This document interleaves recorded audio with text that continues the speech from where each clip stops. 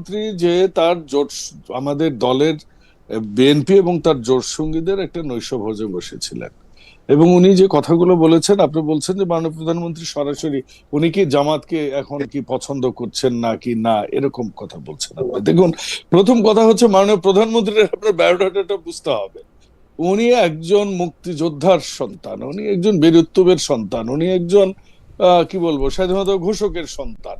ওনার মা স্বাধীনতা যুদ্ধে যে অবদান রেখেছেন।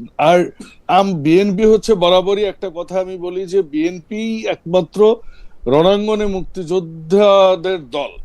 এবং আমি মনে আছে আমার একসময় বলেছিলাম যে অন্য যে কোনো দলে যদি বিএনপির চেয়ে একটা লোকও বেশি থাকে মুক্তিযোদ্ধা, তাহলে আমি ওই দলটা করব।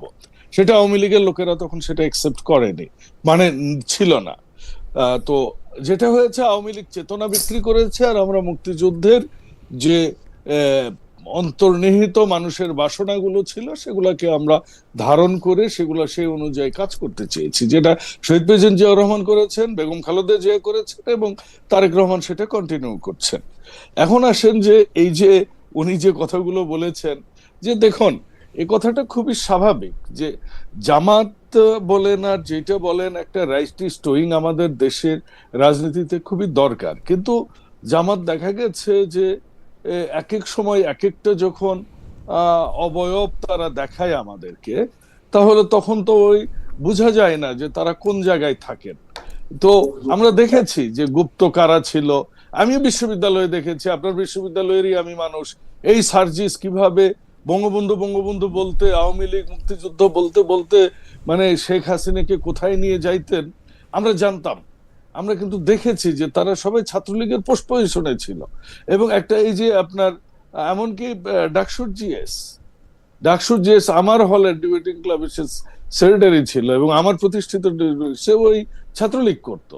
কিন্তু পরবর্তীতে এসে তারা সবাই, তো এই যে তাদের একটা গুপ্ত, এবং এটা কিন্তু সমস্ত বাংলাদেশে এমন বাজেভাবে ছড়ে আছে, এটার তো কোনো সমস্যা নেই, একটা মানুষ একটা রাজনৈতিক দল করবে।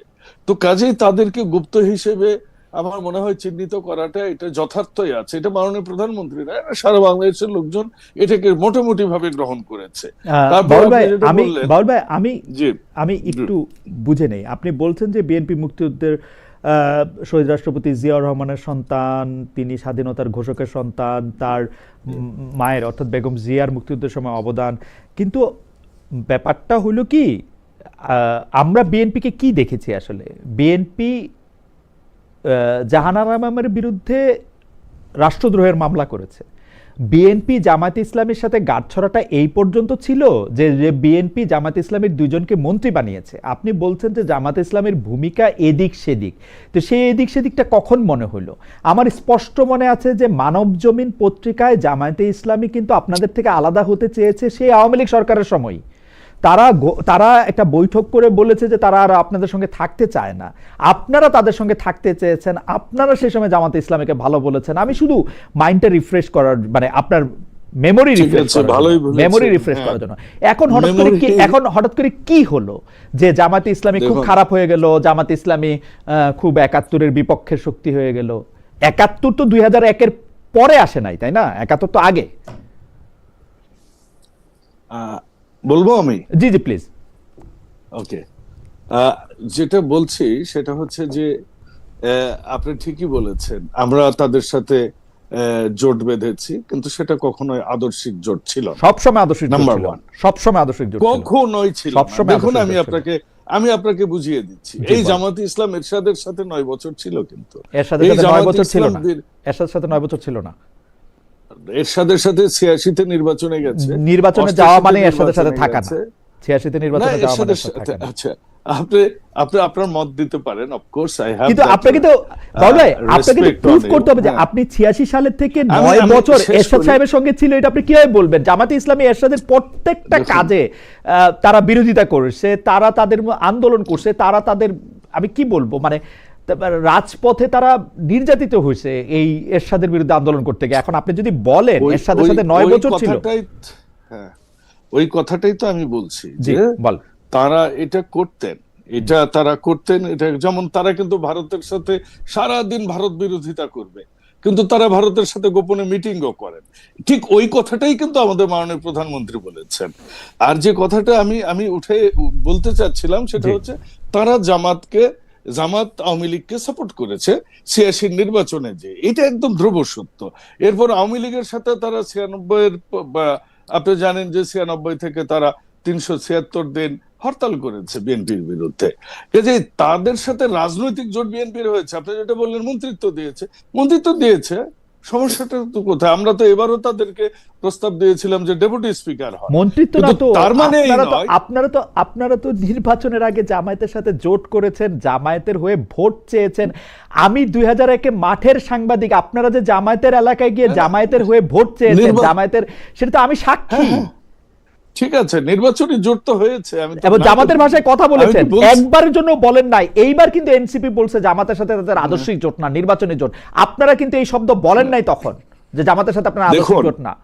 শব্দ মিডিয়াতে বলা আর শব্দ মিডিয়াতে না বলা দুই জিনিস। তবে তাদের সাথে কখনোই আমাদের তো আলাদা দল, আলাদা রাজনৈতিক আদর্শ, এটা তো একদম খুব ক্লিয়ার কথা। এর মাঝে তো আর ফাঁকিবাজির কিছু নাই। যে কথাটা আপনি বলছিলেন যে জাহানারা ইমামের বিরুদ্ধে মামলা করা, শহীদ রুমির মা জাহানারা ইমাম এবং আমাদের সবার শ্রদ্ধা। কিন্তু আপনি ঠিকই জানেন যে এই যেটা রাষ্ট্রের সংবিধান, আইন কানুন সবকিছুর তোয়াক্কা না করে যখন কেউ ওই গণজাগরণ মঞ্চ করতে যায়, তখন সেটা তো মামলা হবে। এটা তো একটা স্বাভাবিক প্রক্রিয়া। এটার সাথে স্বাধীনতার আদর্শের কোনো পার্থক্য বা স্বাধীনতা আদর্শের সাথে কোনো কম্প্রোমাইজ করা বা তার বিরুদ্ধে যাওয়ার কোনো সম্পর্ক আমি দেখছি না। যে কথাটা শুরু আপনি করেছিলেন সেটা হচ্ছে যে জামাতের রাজনীতির বিষয়টা নিয়ে। দেখুন, জামাতের রাজনীতির আদর্শ জামাতের কাছে আছে। জামাত যেটা করে এটা মাননীয় প্রধানমন্ত্রী বলেছেন। জামাত কি করে, আমি সরলভাবে প্রশ্ন করি, জামায়াত যে রাজনীতিটা আপনাদের রাজনীতি থেকে আলাদা, সেটা মাননীয় প্রধানমন্ত্রী বা আপনারা কবে বুঝতে পারলেন? দেখুন, আমরা তো যারা ছাত্রদল করেছি আমরা ফার্স্ট ইয়ারেই বুঝেছি। আপনাদের কথা তো বিএনপি বোঝে নাই। আপনি তো আপনাদের কথা তো বিএনপি বোঝে নাই। না, আপনি তো হলে থাকতেন না, এইজন্য আপনি জানতেন না। জি, তো না সেটা ঠিকই আছে। ছাত্রদলের ব্যাপারটা আমরা কিন্তু হলে ছাত্রদল শিবির পিটাইছি ভাই। হ্যাঁ, না এটা ভালো কাজ করেন নাই, কিন্তু ঘটনা হইতেছে যে এটা ভালো কাজ। এই যে আমি যেটা বললাম, আমাকে একটু ক্লারিফাই করতে। জি, শিবির পিটাইছি মানে আমি পিটিসি বলিনি। তখন যে একটা তাদের মধ্যে আদর্শিক দ্বন্দ্ব ছিল, সেটা তখন থেকেই ছিল, ৯০ থেকেই ছিল, তারও আগে থেকেই ছিল, এবং সেটাই তো বিএনপির রাজনীতি। ছাত্রদলের রাজনীতিটা বিএনপির রাজনীতি না আমার কাছে যেটা মনে হয়, কারণ আমি 93, 94, 95 সালে যেটাকে আপনি শিবির পেটানো রাজনীতি বলতেছেন, সেইটার সময় তো আমি দেখছি আপনাদের রাজনীতি বিএনপি ধারণ করে নাই আসলে। কারণ বিএনপি যে ধারণ করে নাই, আপনার নিশ্চয়ই মনে থাকবে রিমুর কথা।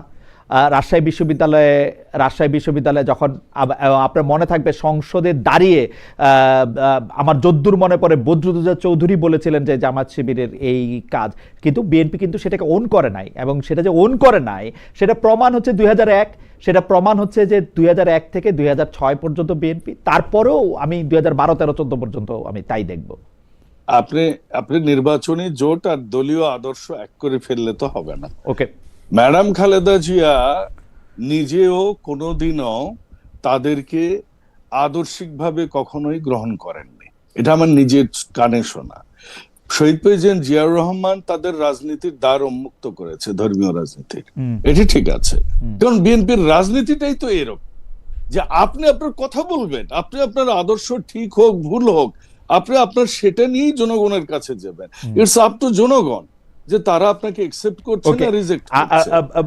বাবুল ভাই, আমি আপনার কাছে আসবো, কিন্তু আমি একটু ডক্টর মোমেনের কাছে যাই।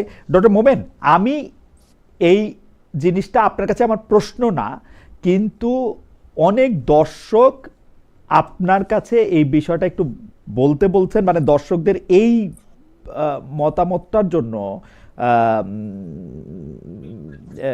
মানে আপনার মতামত জানতে চাইছেন। আমি খুবই কুণ্ঠা নিয়েও আপনার কাছে ব্যাপারটা বলে রাখছি, সেটা হচ্ছে সাতক্ষীরা 4 আসনে জামাতে ইসলামের এমপিকে নিয়ে কিছু কথা হচ্ছে, আপনি এটা ইচ্ছা করলে বলতেও পারেন, না বলতে পারেন। আমি আপনার কাছে অরিজিনাল প্রশ্নটা করতে চাই। আরেকজন দর্শকের মন্তব্য একটু পড়ে শোনায়, ওনার নাম সাজু। উনি বলছেন, বিসমিল্লাহ বলে খালেদকে গালি দেওয়া শুরু করলাম, বলে রাখি আমি কোনো দল করি না, খালেদকে দেখলে গালি আসে, বিসমিল্লাহ, খালেদ ভুয়া। ওকে, ঠিক আছে। আমি আপনাকে যে প্রশ্নটা করতে চাই সেই প্রশ্নটা হচ্ছে যে ব্যারিস্টার ডক্টর নজিবুর রহমান মোমেন, সেই প্রশ্নটা হচ্ছে যে 24-এর 5 আগস্টের পর ঢাকাস্থ পশ্চিমা কূটনীতিকদের সঙ্গে জামাতের শীর্ষ নেতাদের প্রায়ই উঠা বসা দেখছি আমরা। সংসদের বাইরে মার্কিন বাণিজ্য চুক্তি নিয়ে আপনারা কোনো শব্দই করছেন না। কেউ মার্কিন বাণিজ্য চুক্তির সমালোচনা করলে আপনারা এর বিপরীতে ইউনিস সরকারের নানা কৃতিত্ব হাজির করেন। আমাদের সংসদে আমেরিকা ককাস, চীন ককাসে জামাত অংশ নিচ্ছে। সবশেষ 4 জুলাই ঢাকায় মার্কিন দূতাবাসের এক অনুষ্ঠানে জাতীয় সংসদের বিরোধী দলীয় নেতা এবং জামাতে ইসলামের আমির ডক্টর শফিকুর রহমান মন্তব্য করেন যে যুক্তরাষ্ট্র বাংলাদেশের দীর্ঘদিনের ও পরীক্ষিত বন্ধু। যুক্তরাষ্ট্র আপনাদের বন্ধু, দীর্ঘদিনের পরীক্ষিত। এই শব্দগুলি আমরা আপনার কাছ থেকে একটু ব্যাখ্যা চাইব। এবং যুক্তরাষ্ট্র যদি আপনাদের বন্ধু হয়, তাহলে ইরান এবং ফিলিস্তিনও কি আপনাদের বন্ধু কিনা, এবং বন্ধুত্বের সংজ্ঞাটা আপনি আসলে কিভাবে দিবেন? জামাত ইসলামের রাজনীতিটাও আমি আসলে একটু বুঝতে চাই। ধন্যবাদ আপনাকে। আপনি প্রথম যে বিষয়টা উত্থাপন করেছেন, আজকে সোশ্যাল মিডিয়াতে আমরা দেখছি বিভিন্ন মেইনস্ট্রিম মিডিয়া এটা নিয়ে বিভিন্ন ধরনের কাভারেজ দিচ্ছে। আমরা দেখেছি সাতক্ষীরার আমাদের মাননীয় সংসদ সদস্য যিনি আছেন, তার একটা বিষয় নিয়ে। এক্ষেত্রে অনেকগুলো বিষয় আছে। উনি দোষী কি নির্দোষ এই বিষয়ে আমরা অবজার্ভ করছি। উনি যদি দোষী হন, অবশ্যই নৈতিক স্খলনজনিত কোনো যদি প্রমাণ পাওয়া যায়, ওনার বিরুদ্ধে যথাযথ ব্যবস্থা নেওয়া হবে। আমাদের একটা প্রেস রিলিজ অলরেডি এসেছে। এর বাইরে আমরা যে ব্ল্যাকমেইলিং এর বিষয়টা দেখছি, এটা গত 1 মাস আগের ঘটনা, জুনের ঘটনা। কিন্তু 1টা মাস ধরে ওনাকে মেন্টাল টর্চার করা হয়েছে, ব্ল্যাকমেইলিং করা হয়েছে, এবং খুব সম্ভব কোনো একটা বাসা কিংবা অফিস কিংবা হোটেলেও হতে পারে। যে ধরনের ঘটনা আমরা অহরহ দেখি, এই সমস্ত জায়গায় কিছু লোক এরকম ব্ল্যাকমেইলিং করেন। এই গোটা জিনিসটা আমি মনে করি আমাদের পক্ষ থেকে, যেটা মানুষ মাত্র ভুল করতেই পারে, যে যার ভুল অনুযায়ী তিনি ততটুকু খেসারত দেবেন। আমাদের দলের পক্ষ থেকে দলের আমির বারবার বলে এসেছেন, ব্ল্যাকমেইলিং এর প্রসঙ্গটা কোত্থেকে আসতেছে? মানে আমি এখানে দুইজনের একটা অ্যাক্ট দেখতে পাচ্ছি, যদিও এটা ওনাদের ব্যক্তিগত ব্যাপার, এবং যারা এটা সোশ্যাল মিডিয়াতে এই ছবিটি ছড়িয়ে দিচ্ছেন ওই ভদ্র মহিলার মানে পরিচিতি বা মানে কি বলে জানি, মানে তার প্রাইভেসির প্রতি সম্মান না রেখে আমি চরম নিন্দা জানাই। কিন্তু ঘটনা হচ্ছে যে এটাতে ব্ল্যাকমেইলিং এর জায়গাটা আমি ঠিক বুঝতে পারলাম। উনি কিন্তু ক্যাটাগরিক্যালি কাজী নজরুল ইসলাম সাহেব উনি অভিযোগ করেছেন, ওনার একজন ড্রাইভার এই যে ভদ্র মহিলা আছেন তার বাবার বাসায় নাকি এটা হয়েছে। সেখানে এই যে ড্রাইভার এটা করেছে সে নাকি এই ভদ্র মহিলার মামা হন সম্পর্কে, এবং পূর্বশত্রুতার জের ধরে এরকম ভিডিও করে ওনার কাছ থেকে 1 লাখ টাকা হাতিয়ে নিয়েছেন, আরো টাকার দাবি করেছেন, এই কথা কিন্তু বলেছেন। এবং এটা কিন্তু বিভিন্ন হোটেলগুলোতে হয়, এটা আপনিও জানেন সাংবাদিক হিসাবে। আমাদের যে আবাসিক হোটেলগুলো হয়, হোটেলগুলিতে যাওয়ার সময় আমি অবশ্যই এটা সাবধানতা অবলম্বন করতে হবে। এবং এটা আচ্ছা, আমাদের আলোচনার বিষয় আজকে এটা না, এটা নিশ্চয়ই আপনারা এটা নৈতিকভাবে এটা দেখবেন যে পরে আপনি পশ্চিমা কূটনীতিকদের সঙ্গে আপনার সম্পর্ক। জি ফরেন পলিসি নিয়ে কথা বলেছেন ডক্টর শফিক। অবশ্যই এটা বলেছেন, বাংলাদেশের অকৃত্রিম বন্ধু, দীর্ঘদিনের পরীক্ষিত বন্ধু, এইটা আসলে একটা কূটনৈতিক কার্টেসি। বাংলাদেশের, উনি জামাতের কথা কিন্তু বলেননি, উনি বাংলাদেশের কথা বলেছেন। বাংলাদেশের বর্তমান যে ফরেন পলিসি রয়েছে, সেখানে অবশ্যই আমেরিকা আমাদের একটা উন্নয়নের যে পার্টনার। একই সাথে আমরা আমাদের যে মুসলিম বিশ্বের সাথে কমিটমেন্ট আছে, সেক্ষেত্রে ইরানও অবশ্যই আমাদের বন্ধু রাষ্ট্র, বন্ধুপ্রতিম রাষ্ট্র। ফিলিস্তিনও আমাদের বন্ধুপ্রতিম রাষ্ট্র। ফিলিস্তিনের পক্ষে গাজায় যখন আক্রমণ হয়েছে, সেখানে আমরা কত বড় ডেমনস্ট্রেশন করেছি বাংলাদেশে, সেটা আপনি দেখেছেন। প্রেস রিলিজে আপনারা আমেরিকার নাম বলেন নাই। জামাতের একজন শীর্ষ নেতাকে আমি জিজ্ঞেস করছিলাম, বলে যে সব সময় সবকিছুর নাম বলতে হয় না। না, এটা তো আপনারা এটা আপনাদের রাজনীতি হইতে পারে ডক্টর মোমেন, কিন্তু আপনাদের রাজনীতিটা কিন্তু আপনারা গাছেও থাকবেন। কথা বলি নাই, আমি বলি, আমি তো একজন জামাতের এমপি এবং জামাতের বিরোধী দলীয় যে ইয়েটা আছে, আমরা সেটার মুখপাত্র, আমি দায়িত্ব নিয়ে বলছি, যে দেশে আমাদের দেশের স্বার্থের বিরুদ্ধে দাঁড়াক কিংবা ইন্টারন্যাশনালি আমরা যদি ফিল করি কেউ সেরকম অন্যায় করছে, আমরা অবশ্যই কথা বলবো। আমার শহীদ পিতা, আমার এটা মাঝামাঝি হয়নি। সরি, আমরা বাবুল ভাইয়ের কথা শুনতে পাচ্ছিলাম। জি, ময়ন ভাই আপনি একটু বলবেন প্লিজ। জি জি 2001 সালে যখন ইরাকের বিরুদ্ধে আক্রমণ হয়েছে সেটাকে তিনি ক্যাটাগরিক্যালি নিন্দা করেছেন সংসদে দাঁড়িয়ে, সেটার বক্তৃতার রেকর্ড আছে, আপনি যদি চান আমি দিতে পারবো। সেখানে অন্যায় যুদ্ধ বলেছে, একটা পরাশক্তি যুদ্ধ চাপিয়ে দেওয়ার চেষ্টা করছে বিশ্বকে, এটাও উনি বলেছেন। আমাদের সেই স্ট্যান্ড থেকে আমরা সরছি না, কিন্তু একই সাথে আমাদের দেশের উন্নয়নের পার্টনার, স্ট্র্যাটেজিক পার্টনার আমেরিকা সেখানে আছে। আমরা কিন্তু যেই বাণিজ্য চুক্তির কথা বললেন সেটা নিয়ে আমরা কিন্তু কথা বলেছি, কথা বলি নাই সেটা না। এক্ষেত্রে আমাদেরকে যেভাবে দায় দেওয়া হয়েছিল, প্রথমে আমাদের মাননীয় পররাষ্ট্রমন্ত্রী বলেছিলেন এটা নাকি আমাদের সাথে কনসাল্ট করে তিনি এই চুক্তিতে গিয়েছেন, এটা আমরা ফ্ল্যাট বলেছি, আউটরাইট রিজেক্ট করেছি। আমাদের সাথে পররাষ্ট্রমন্ত্রী, তখন তিনি পররাষ্ট্রমন্ত্রী ছিলেন না, তখন তিনি ইভেন পররাষ্ট্র মনে হয় উপদেষ্টাও ছিলেন না, তিনি এটার মাস্টার মাইন্ড ছিলেন। তিনি আমেরিকাকে বলেছেন যে জামাত ইজ অন বোর্ড। আমরা বলেছিলাম আমাদের সাথে এই ব্যাপারে কোনো ডিসকাশন হয়নি। আমি নিজে আরেকজন মাননীয় এমপির সাথে এই আমেরিকান যে কনসুল জেনারেল আছেন তার সাথে আমরা বৈঠক করেছি, আমরা বলেছি আমরা বুঝতে চাই এটার মধ্যে কি আছে। আমাদেরকে ইভেনচুয়ালি দেওয়া হয়েছে, ততদিনে এই বিলের কপি পেতে পেতে, এই ট্রিটির কপি পেতে পেতে এই 2 মাস সময় কিন্তু পার হয়ে গেছে। পার হয়ে যাওয়ার কারণে আমি আপনাকে দুই একটা জিনিস বলি। এক হচ্ছে 2001 সালে জনাব মতিউর রহমান নিজামী সংসদে দাঁড়িয়ে ইরাক আক্রমণের বিরুদ্ধে কথা বলেছেন, সেটা আমরা সবাই শুনেছি, আমাদের কারো কারো স্মৃতিতেও সেটা রয়েছে।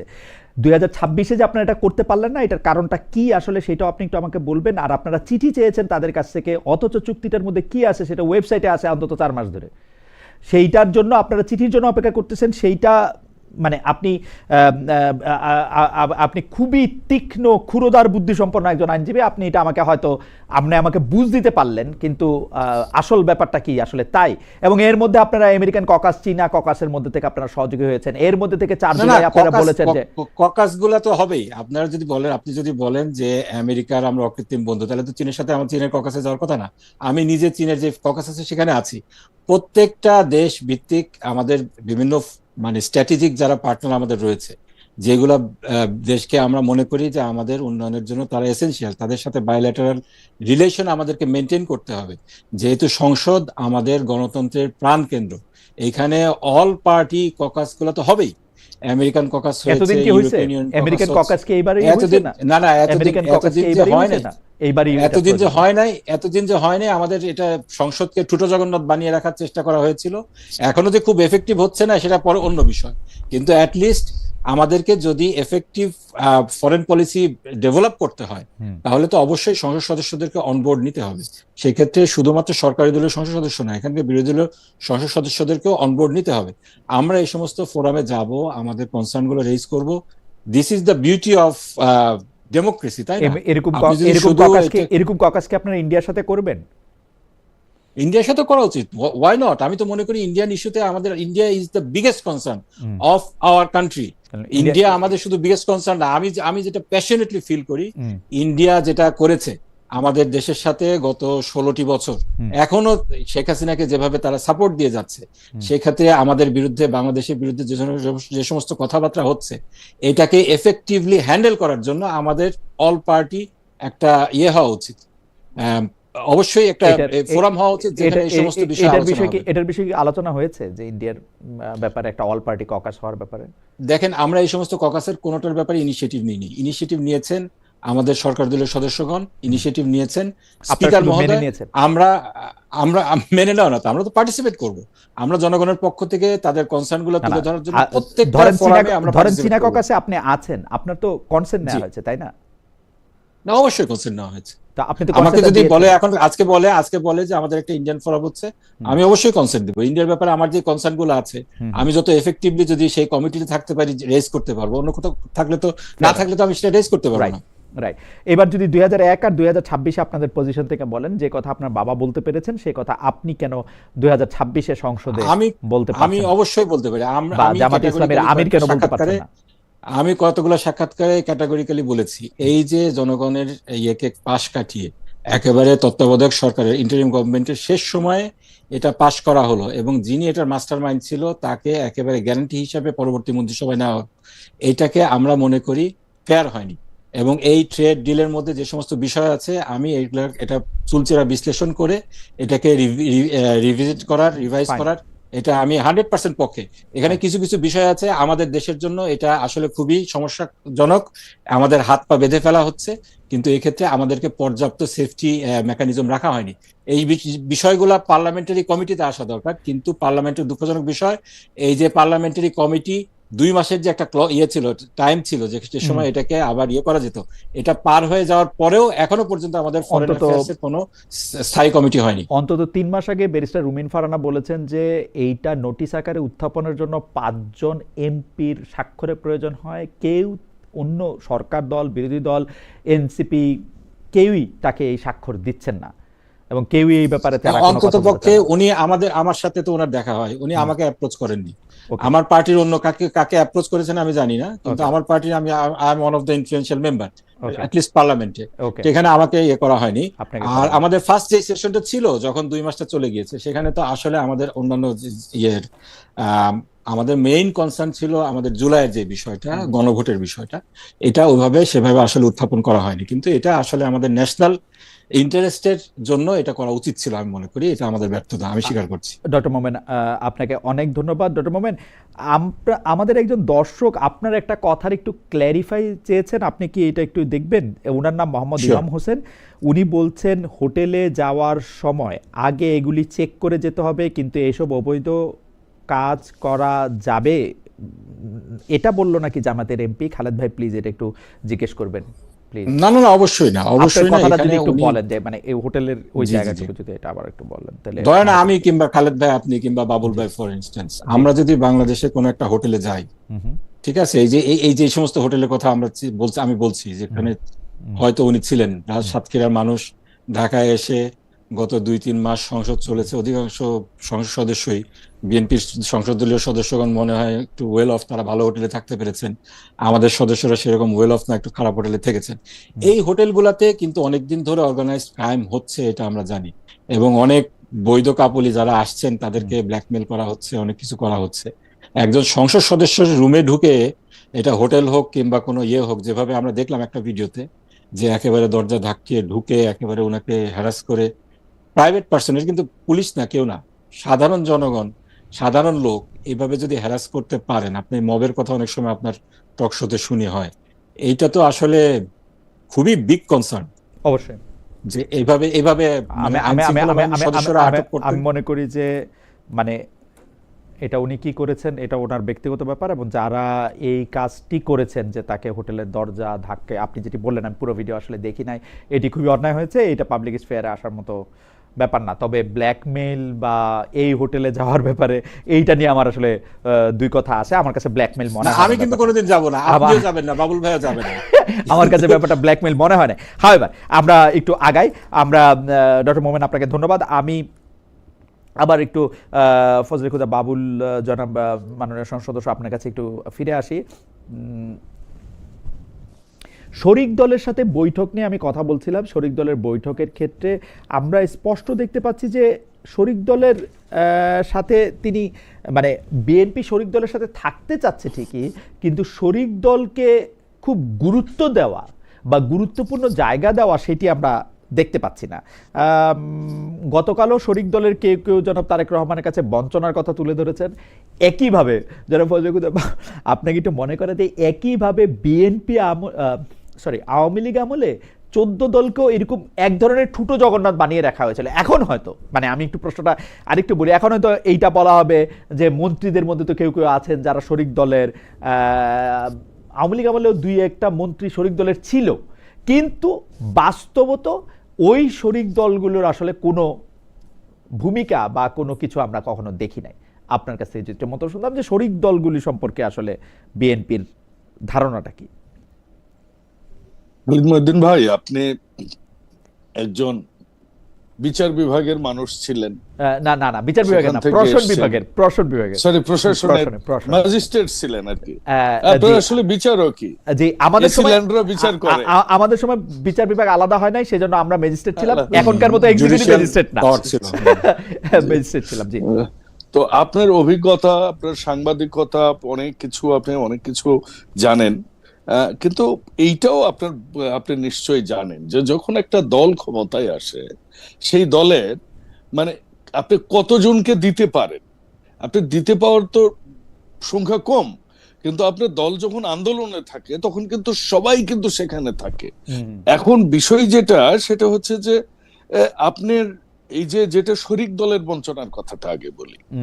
আপনি দেখেছেন যে শরিক দল থেকে মন্ত্রী করা হয়েছে 2 জনকে, শরিক দল থেকে একজনকে রাজনৈতিক উপদেষ্টাও করা হলো, উনি পরে যদিও শরিক থেকে সরে এসে আসলেন না, তারা পিএম এর উনি, হ্যাঁ জি, বিএনপি, এখন বিএনপি, হ্যাঁ। তারপর সাকিব ভাই তো তার একটা রাজনৈতিক দল ছিল। সো আমরা কিন্তু খেজুর গাছ মার্কা যেটা জমিয়তে উলামায়ে দল যেটা, ওখানে কিন্তু আমরা ওনাদেরকে 5টা সিট দিয়েছিলাম। তো কাজে শরিকদেরকে যথেষ্ট শ্রদ্ধা সম্মান করা হয় এবং তারা সেটা পাবে। এবং আমরা যারা বিএনপিতে যারা থাকেন, আমার মনে হয়েছে মাননীয় প্রধানমন্ত্রী জনাব তারেক রহমান উনি ন্যায় বিচারে উনি বিশ্বাস করেন। পক্ষপাতিত্ব ওনার মাধ্যমে হওয়ার কথা নয়, সেটা আমি নিজে জ্বলন্ত প্রমাণ। যিনি জীবনেও পার্টি অফিসে বা কোনো নেতার দ্বারে যায়নি, কিন্তু উনি আমাকে মনোনীত করেছেন। সো আমার মনে হয়েছে তারা সম্মানিত হবেন। এবং এই ডিনারটা হয়তো আরেকটু আগে হওয়া উচিত ছিল, কিন্তু আপনি জানেন যে কন্টিনিউয়াস পার্লামেন্ট গেল, ঈদ গেল, রোজা গেল, এই কারণে হয়তো তারা এখন বসেছে। সো এইটার মধ্যে আমি, তারা বঞ্চনার কথা বলবেনি, কারণ একজন ওনার কাছে সকল দায়িত্ব ওনার কাছে। সো বলে যদি কিছু পাওয়া যায়, আমাদের বাঙালিরা তো আপনি জানেন যে আমিও দল করি, আমার সাথেও ভাই এতগুলা রাজনৈতিক দল, বিএনপি, যুব দল, ছাত্র দল, মহিলা দল, কৃষক দল, শ্রমিক দল, তাঁতি দল, স্বেচ্ছাসেবক দল, এবং সেটা ওয়ার্ডেরও কমিটি আছে। তো আপনি কত লোককে মূল্যায়ন করবেন? বাউল ভাই, আমাদের একটু বুঝার অসুবিধা হয় কোথায়, আমি আপনাকে একটু বলি। জনাব তারেক রহমান বলছেন যে জুলাই প্রতিশ্রুতি, আমি যদি এইভাবেই বলি, জুলাই প্রতিশ্রুতি সবই অক্ষরে অক্ষরে পালন করা হবে। অন্যদিকে আপনাদের দলের অন্য গুরুত্বপূর্ণরা, আপনি সংসদে থাকছেন, আপনাকে দেখছি যে যিনি বলছেন, অর্থাৎ সালাউদ্দিন ভাইকেও আপনি দেখতে পাচ্ছেন সরাসরি, তো মোমেন ভাইও সরাসরি দেখতেছেন, কারণ আমরা সংসদ দেখি এখন। এবং অনেক সময় মোমেন ভাই যে চমৎকার করে হাসেন, সেরকম হাসতেছেন, আপনিও এরকম চমৎকার করে হাসেন, এরকম করে হাসতেছেন, সেটাও দেখি মাঝে মাঝে। তো উনি কি বলতেছেন যে আমি তো বাধ্য হয়ে এটার মধ্যে গেছি, নাহলে ইলেকশনটা পিছায় যাইতো, আমাকে এইটা করা হচ্ছে। আসলে কোনটা আমরা মানবো? মানে এটা কি জুলাইয়ের প্রতিশ্রুতিগুলা সেগুলো অক্ষরে অক্ষরে পালন করা হবে, নাকি সালাউদ্দিন সাহেবের মতো এই যে মানে বাংলা ভাষায় বলি, আমার আর আপনার একই সমান সময়ে যে বাটে পইরা আপনারা হজম করছেন? দেখুন, আপনি বলবার পর আমি আপনাকে একটু একটা জিনিস মনে করায় দিতে চাই। এটা হচ্ছে গণভোটের যে ব্যালট পেপার ছিল, আমি নিশ্চয়ই আপনি সেটা পড়েছেন এবং আপনি 4টা ধারাই পড়েছেন, আমি নিশ্চিত। আপনি দেখবেন গতে যে দেখবেন একটা কথা আছে যে যেগুলা ঐক্যমত হয়েছে 30টি রাজনৈতিক দল, সেগুলো অবশ্যই বাস্তবায়ন হবে। আবার বলছে যে যেগুলো অন্যান্য রাজনৈতিক দল তাদের প্রতিশ্রুতি। তাহলে আমি কোনটা মানবো? এখন লেটস টক দ্যাট। আমি পলিটিক্যাল লোক না, আমারও তো একটা ভোট আছে, তাই না? আমি যখন ভোট দিতে গিয়েছি, এই 4টা শুনে আমি পড়ে আমি বুঝিনি। ভালো কথা। তারেক সাহেব আমাদেরকে ভোট দিতে বললেন কেন? তারেক সাহেব আমাদের ভোট দিতে বললেন কেন 1 সপ্তাহ আগে? তারেক সাহেব should be man enough to tell us যে আপনারা এটা বুঝি না, আপনারা এটা বাদ দেন। তখন বলছেন কেন? Let me close this line. জি, আমার লাইনটা ক্লোজ করুন। জি, লাইনটা ক্লোজ করেন। আমি ওই জায়গাতেই আসছি। আপনি যেটা বলছেন সেটা হচ্ছে যে বইরা আমি কোনো ডিসিশন নিতে পারতেছিলাম না এজ এ ভোটার।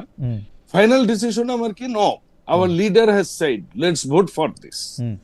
আপনি নিজেও যদি পড়েন তাহলে দেখবেন এটা যে দল দায়িত্বে আসবে তারা তাদের মতো করে করবে। এই যে জিনিসটা, তো উনি তো ঠিকই বলেছেন, তারেক রহমানও ঠিক বলেছেন এবং সালাউদ্দিন আহমেদও ঠিকই বলেছেন। কারণ আমরা যদি এটাতে রাজি না হইতাম, এই তো 5 বছর 7 বছর 10 বছর ওনারা কি সব ইনকিলাব, নতুন নতুন শব্দের আমদানি দেশে হয়ে গেল। আমরা সব ফার্সি আরবি শব্দ নিয়ে আমরা চলা শুরু করলাম। হ্যাঁ, যেখানে আমরা বিচার শব্দ আছে বাংলায় আমরা বলি, ন্যায় বিচার বলি, সেখানে ইনসাফ চলে আসলো। আরে ভাই, এই দেখতে দেখতে আমার মনে হইলো নরেন বিশ্বাস যদি বেঁচে থাকতেন, উনি হয়তো আবার সুইসাইড করতেন। নরেন বিশ্বাস স্যার, যে কোন বাংলা আমরা শুনছি আজকে। তো এমন একটা সময়ে এসে আপনাকে তো দেশটাকে তো ডেমোক্রেটিক দিকে নিয়ে যেতে হবে। মাননীয় প্রধানমন্ত্রী বলেছেন লেটস ভোট ফর দিস, এবং আমরা আসলেও তো গণভোটের পক্ষে। ভয় পাইলেন এবং আমরা সত্যি আমরা ভয় পাইনি। আপনারা ভাবলেন ইলেকশন দিবে না, ওরা রয়ে যাবে, ইনকিলাব ইনসাফ এগুলি হবে, এইসব ভয় আপনারা পাইলেন, কারণ জনগণ আপনাদের সাথে নাই। হ্যাঁ, হ্যাঁ, আমরা আসলেও ভয় পাই। আমরা ভয় পাই কোনটাকে জানেন? আমরা ভয় পাই ওই সময় ভয় দ্বিচারিতাকে। পাইছেন কিনা বলেন। আমরা ভয় পাই, আমরা এখনকার কথা বাদ ইসলামকে দেন। ভয় পাই এখন না। তো ভয় নাই। ওই আমার সময় ভয় পাইছেন কিনা বলেন। কোন সময়? ওই যে আপনারা বললেন যে শোনেন, আমি ইনকিলাব, ফজলে ইনসাফ হুদা এগুলি তো ভাই দেখে দেখে। ফ্যাসিস্ট। শোনেন, আমি ফজলে হুদা তো ফ্যাসিস্ট আমলের সময় টিভিতে টকশো করেও তো পালাইছি। আমি রাজপথের লোক, আমি জুলাইয়ে কন্টিনিউয়াসলি বাউল ভাই, আপনি আর বিএনপি মিলাই ফেলেন না বাউল ভাই, আমি আপনাকে জানি। আমরাই বিএনপি, কারণ শহীদ প্রেসিডেন্ট জিয়াউর রহমানের সন্তান তারেক রহমানই আমাদের নির্দেশক। Okay fine, fantastic. তাহলে আপনারা ভোট দিতে তারেক সাহেব বললো কারণ আপনারা ইনকিলাব, ইনসাফ এইসব সেসব দেখা ভাবলেন গণভোটটা হয়ে যাক, যেহেতু যদিও আমিও কিছু বুঝতেছি না, আপনিও কিছু বুঝতেছেন না, ভোট টোট হয়ে যাক, আমরা কোনো মতে পাস টাস করে আসি। ব্যাপারটা কি এরকম? না, এরকম না, কিরকম? একদম এরকম ক্লিয়ার তাহলে কাট কিরকম বিষয় না। বলেন? বিষয় কিরকম এরকম, বলেন? গণভোটটা আমরা চেয়েছিলাম যে গণভোটটা হোক, কারণ আমরা যে জুলাই সনদটা যে আমরা এগ্রি করলাম, এই জুলাই সনদটাকে আমাদেরকে অবশ্যই এখানে আমাদের একটা মানে একটা লিগ্যাল একটা দরকার, ভিত্তি দরকার। এইটার জন্য আমাদের গণভোটটা খুবই দরকার ছিল, এবং সেই জন্য আমরা গণভোটে হ্যাঁ ভোট দিতে বলেছি। কিন্তু সেই সাথে এই গণভোট বলেন, এই খিচুড়িগুলো বলেন, এটা তো অনেক রকমের। এই খিচুড়ি শুধু ওই আপনার মানে এটা শুধুমাত্র এমন নয় যেটা মসুর ডাল দিয়ে খিচুড়ি করা হয়েছে। এখানে মসুর, মুগ সব দিয়ে খিচুড়িটা বানানো হয়েছে। কিন্তু এইখান থেকে জনগণকে উত্তরণ তো ঘটাতে হবে, দেশের স্বাধীনতা সার্বভৌমত্ব রক্ষা করতে হবে। তো আপনি তো জানেন যে আমাদের চারিপাশে কি অবস্থা।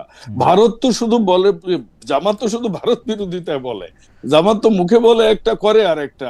জামাত ককাশে যাবে, জামাত ওই বল ভাই, জামাতের কথা থাক, আপনারা মুখে আর মনে সব এক কথাই বলেন, কিন্তু আমি আপনার কথাই আমি আপনি আমার মাফ করবেন, আপনি আমার ইউনিভার্সিটি বড় ভাই, মানে অবৈধেন যদি বলি, আপনার মুখে আমি 4 রকমের কথা শুনলাম। বিএনপির 3 দলের 3 নেতার কাছে তো 6 রকম কথা শুনি সব সময়। আপনার এখন বলাতেও আপনি প্লিজ আবার একটু দেখবেন আপনার কথাও সব একরকম ছিল কিনা আমি জানি না। একরকমই ছিল, দর্শক একরকমই ছিল। আচ্ছা, আমার বোঝার মানে সীমাবদ্ধতা। আমরা এগুলো বিতর্ক করতে যে কইতাম যে বিরোধী দলের নেতা বোধহয় তার স্ববিরোধিতা করছেন এই বক্তব্যের মাধ্যমে। আমি ওইটা বলছি না, আমরা আমাদের কথাগুলো কোনো একরকম কথা বলতেছেন না, স্ববিরোধিতা না। খালিদ ভাই, আমরা রাজনীতি করে বড় হওয়া তো, এবং পোর খাওয়ার রাস্তাঘাটের লোক। আমরা বিএনপিটা বুঝে করি, আমরা বিএনপিকে জেনেই করি। বিএনপির পথ, রথ সবকিছুই বিএনপির শুরু থেকে আজ পর্যন্ত একই টাইপের আছে। এখানে কোনো কিন্তু অথবা নতুবা, মানে আপনারা খুবই মৌলবাদী এবং ফান্ডামেন্টাল দল, তাই তো? মানে আপনারা মূল থেকে সরেন নাই? আমরা মূল থেকে সরিনি না। আমাদের মূল কি ছিল? আমরা ছিলাম হচ্ছে মধ্যপন্থী, এখনো মধ্যপন্থী। আমরা আগেও ছিলাম ডানের বামে, এখনো আছি বামের ডানে। কাজে এইখানে আমাদের কোনো বিএনপির কোনো চেঞ্জ আসেনি এখন পর্যন্ত। Fair enough. আমি বাউল ভাই আপনাকে ধন্যবাদ। আমি একটু ডক্টর মোমেনের কাছে আসি। ডক্টর মোমেন, জাতীয় নির্বাচনের প্রচারের সময় থেকে হেফাজতের আমির জামায়াতকে ভোট না দিতে বারবার আহ্বান জানিয়েছেন। এমনকি আমার স্মৃতি যদি আমার সাথে প্রতারণা না করে, কারণ এটা লেখা নাই, আমার বেশি কিছু মনে থাকে না, আমি লেখা দেখে দেখে পড়ে। অনেকে আবার বলে যে আপনি তো সবই দেখে দেখে পড়েন, আসলে আমার মনে থাকে না। কিন্তু আমার যদ্দূর মনে পড়ছে, চোদ্দুরের মধ্যে জামায়াতের আমির এরকম বলছিলেন যে জামাতে ইসলামীকে ভোট, হেফাজতের আমির এরকম বলছিলেন জামাতে ইসলামীকে ভোট দেওয়া বড় ধরনের গুনাহ, বা আরো একটা বড় কথা বলছিলেন, আমি একদম শিওর না হয়ে সেজন্য আমি বলতেছি না। এখন সেই হেফাজতের উদ্যোগেই নতুন একটা ইসলামপন্থী জোট তৈরি করা হইতেছে। এর মধ্যে জামাতের নেতৃত্বে থাকা 11 দলীয় জোটে ভাঙন তৈরি হইতে পারে, কওমি ধারাগুলি বেরিয়ে আসতে পারে। এইটার কারণটা কি বলে আপনি মনে করেন? হেফাজতে ইসলামীর ইসলামিক রাষ্ট্রের ধারণা এবং জামায়াতে ইসলামীর ইসলামিক বন্দোবস্তের ধারণা কেন আলাদা, বা কোথায় আলাদা, বা কোথায় জায়গাটা হইতেছে? আমি ডক্টর মোমেন, আপনি আমাকে যদি বিশ্বাস করেন তাহলে আমি বলতে পারি, আমি অন্যান্য ইসলামিক দলের নেতাদের সাথে ক্যামেরার বাইরে এবং ক্যামেরার পেছনে কথা বলে যেটা জানছি, তারা আপনাদের একেবারেই ইসলামিক দল মনে করেন না, এবং তারা মনে করেন না যে আপনাদের সাথে ইসলামের ন্যূনতম সম্পর্ক রয়েছে। আপনি আমার কথাটা কোট আনকোট ধরতে পারেন, আমি নামটা বলতেছি না, আপনি হয়তো জানেন এই কথা, আপনি নিশ্চয়ই শুনেছেন। আপনি একটু যদি মন্তব্য করেন যে আপনারা কোথায় অন্য দলগুলি থেকে আসলে আলাদা। ইসলামী দলগুলো থেকে। ধন্যবাদ আপনাকে। তার আগে যে কিছু যে ডিসকাশন হচ্ছিল খুব ইন্টারেস্টিং, এটা নিয়ে একটু জি প্লিজ আলোকপাত প্লিজ করি। প্লিজ প্লিজ বলেন। এই যে বলছিল যে বিএনপি ডানেরও বামে বামেরও ডানে, ওনারা ঠিক আছে, একই রাস্তায় আছে।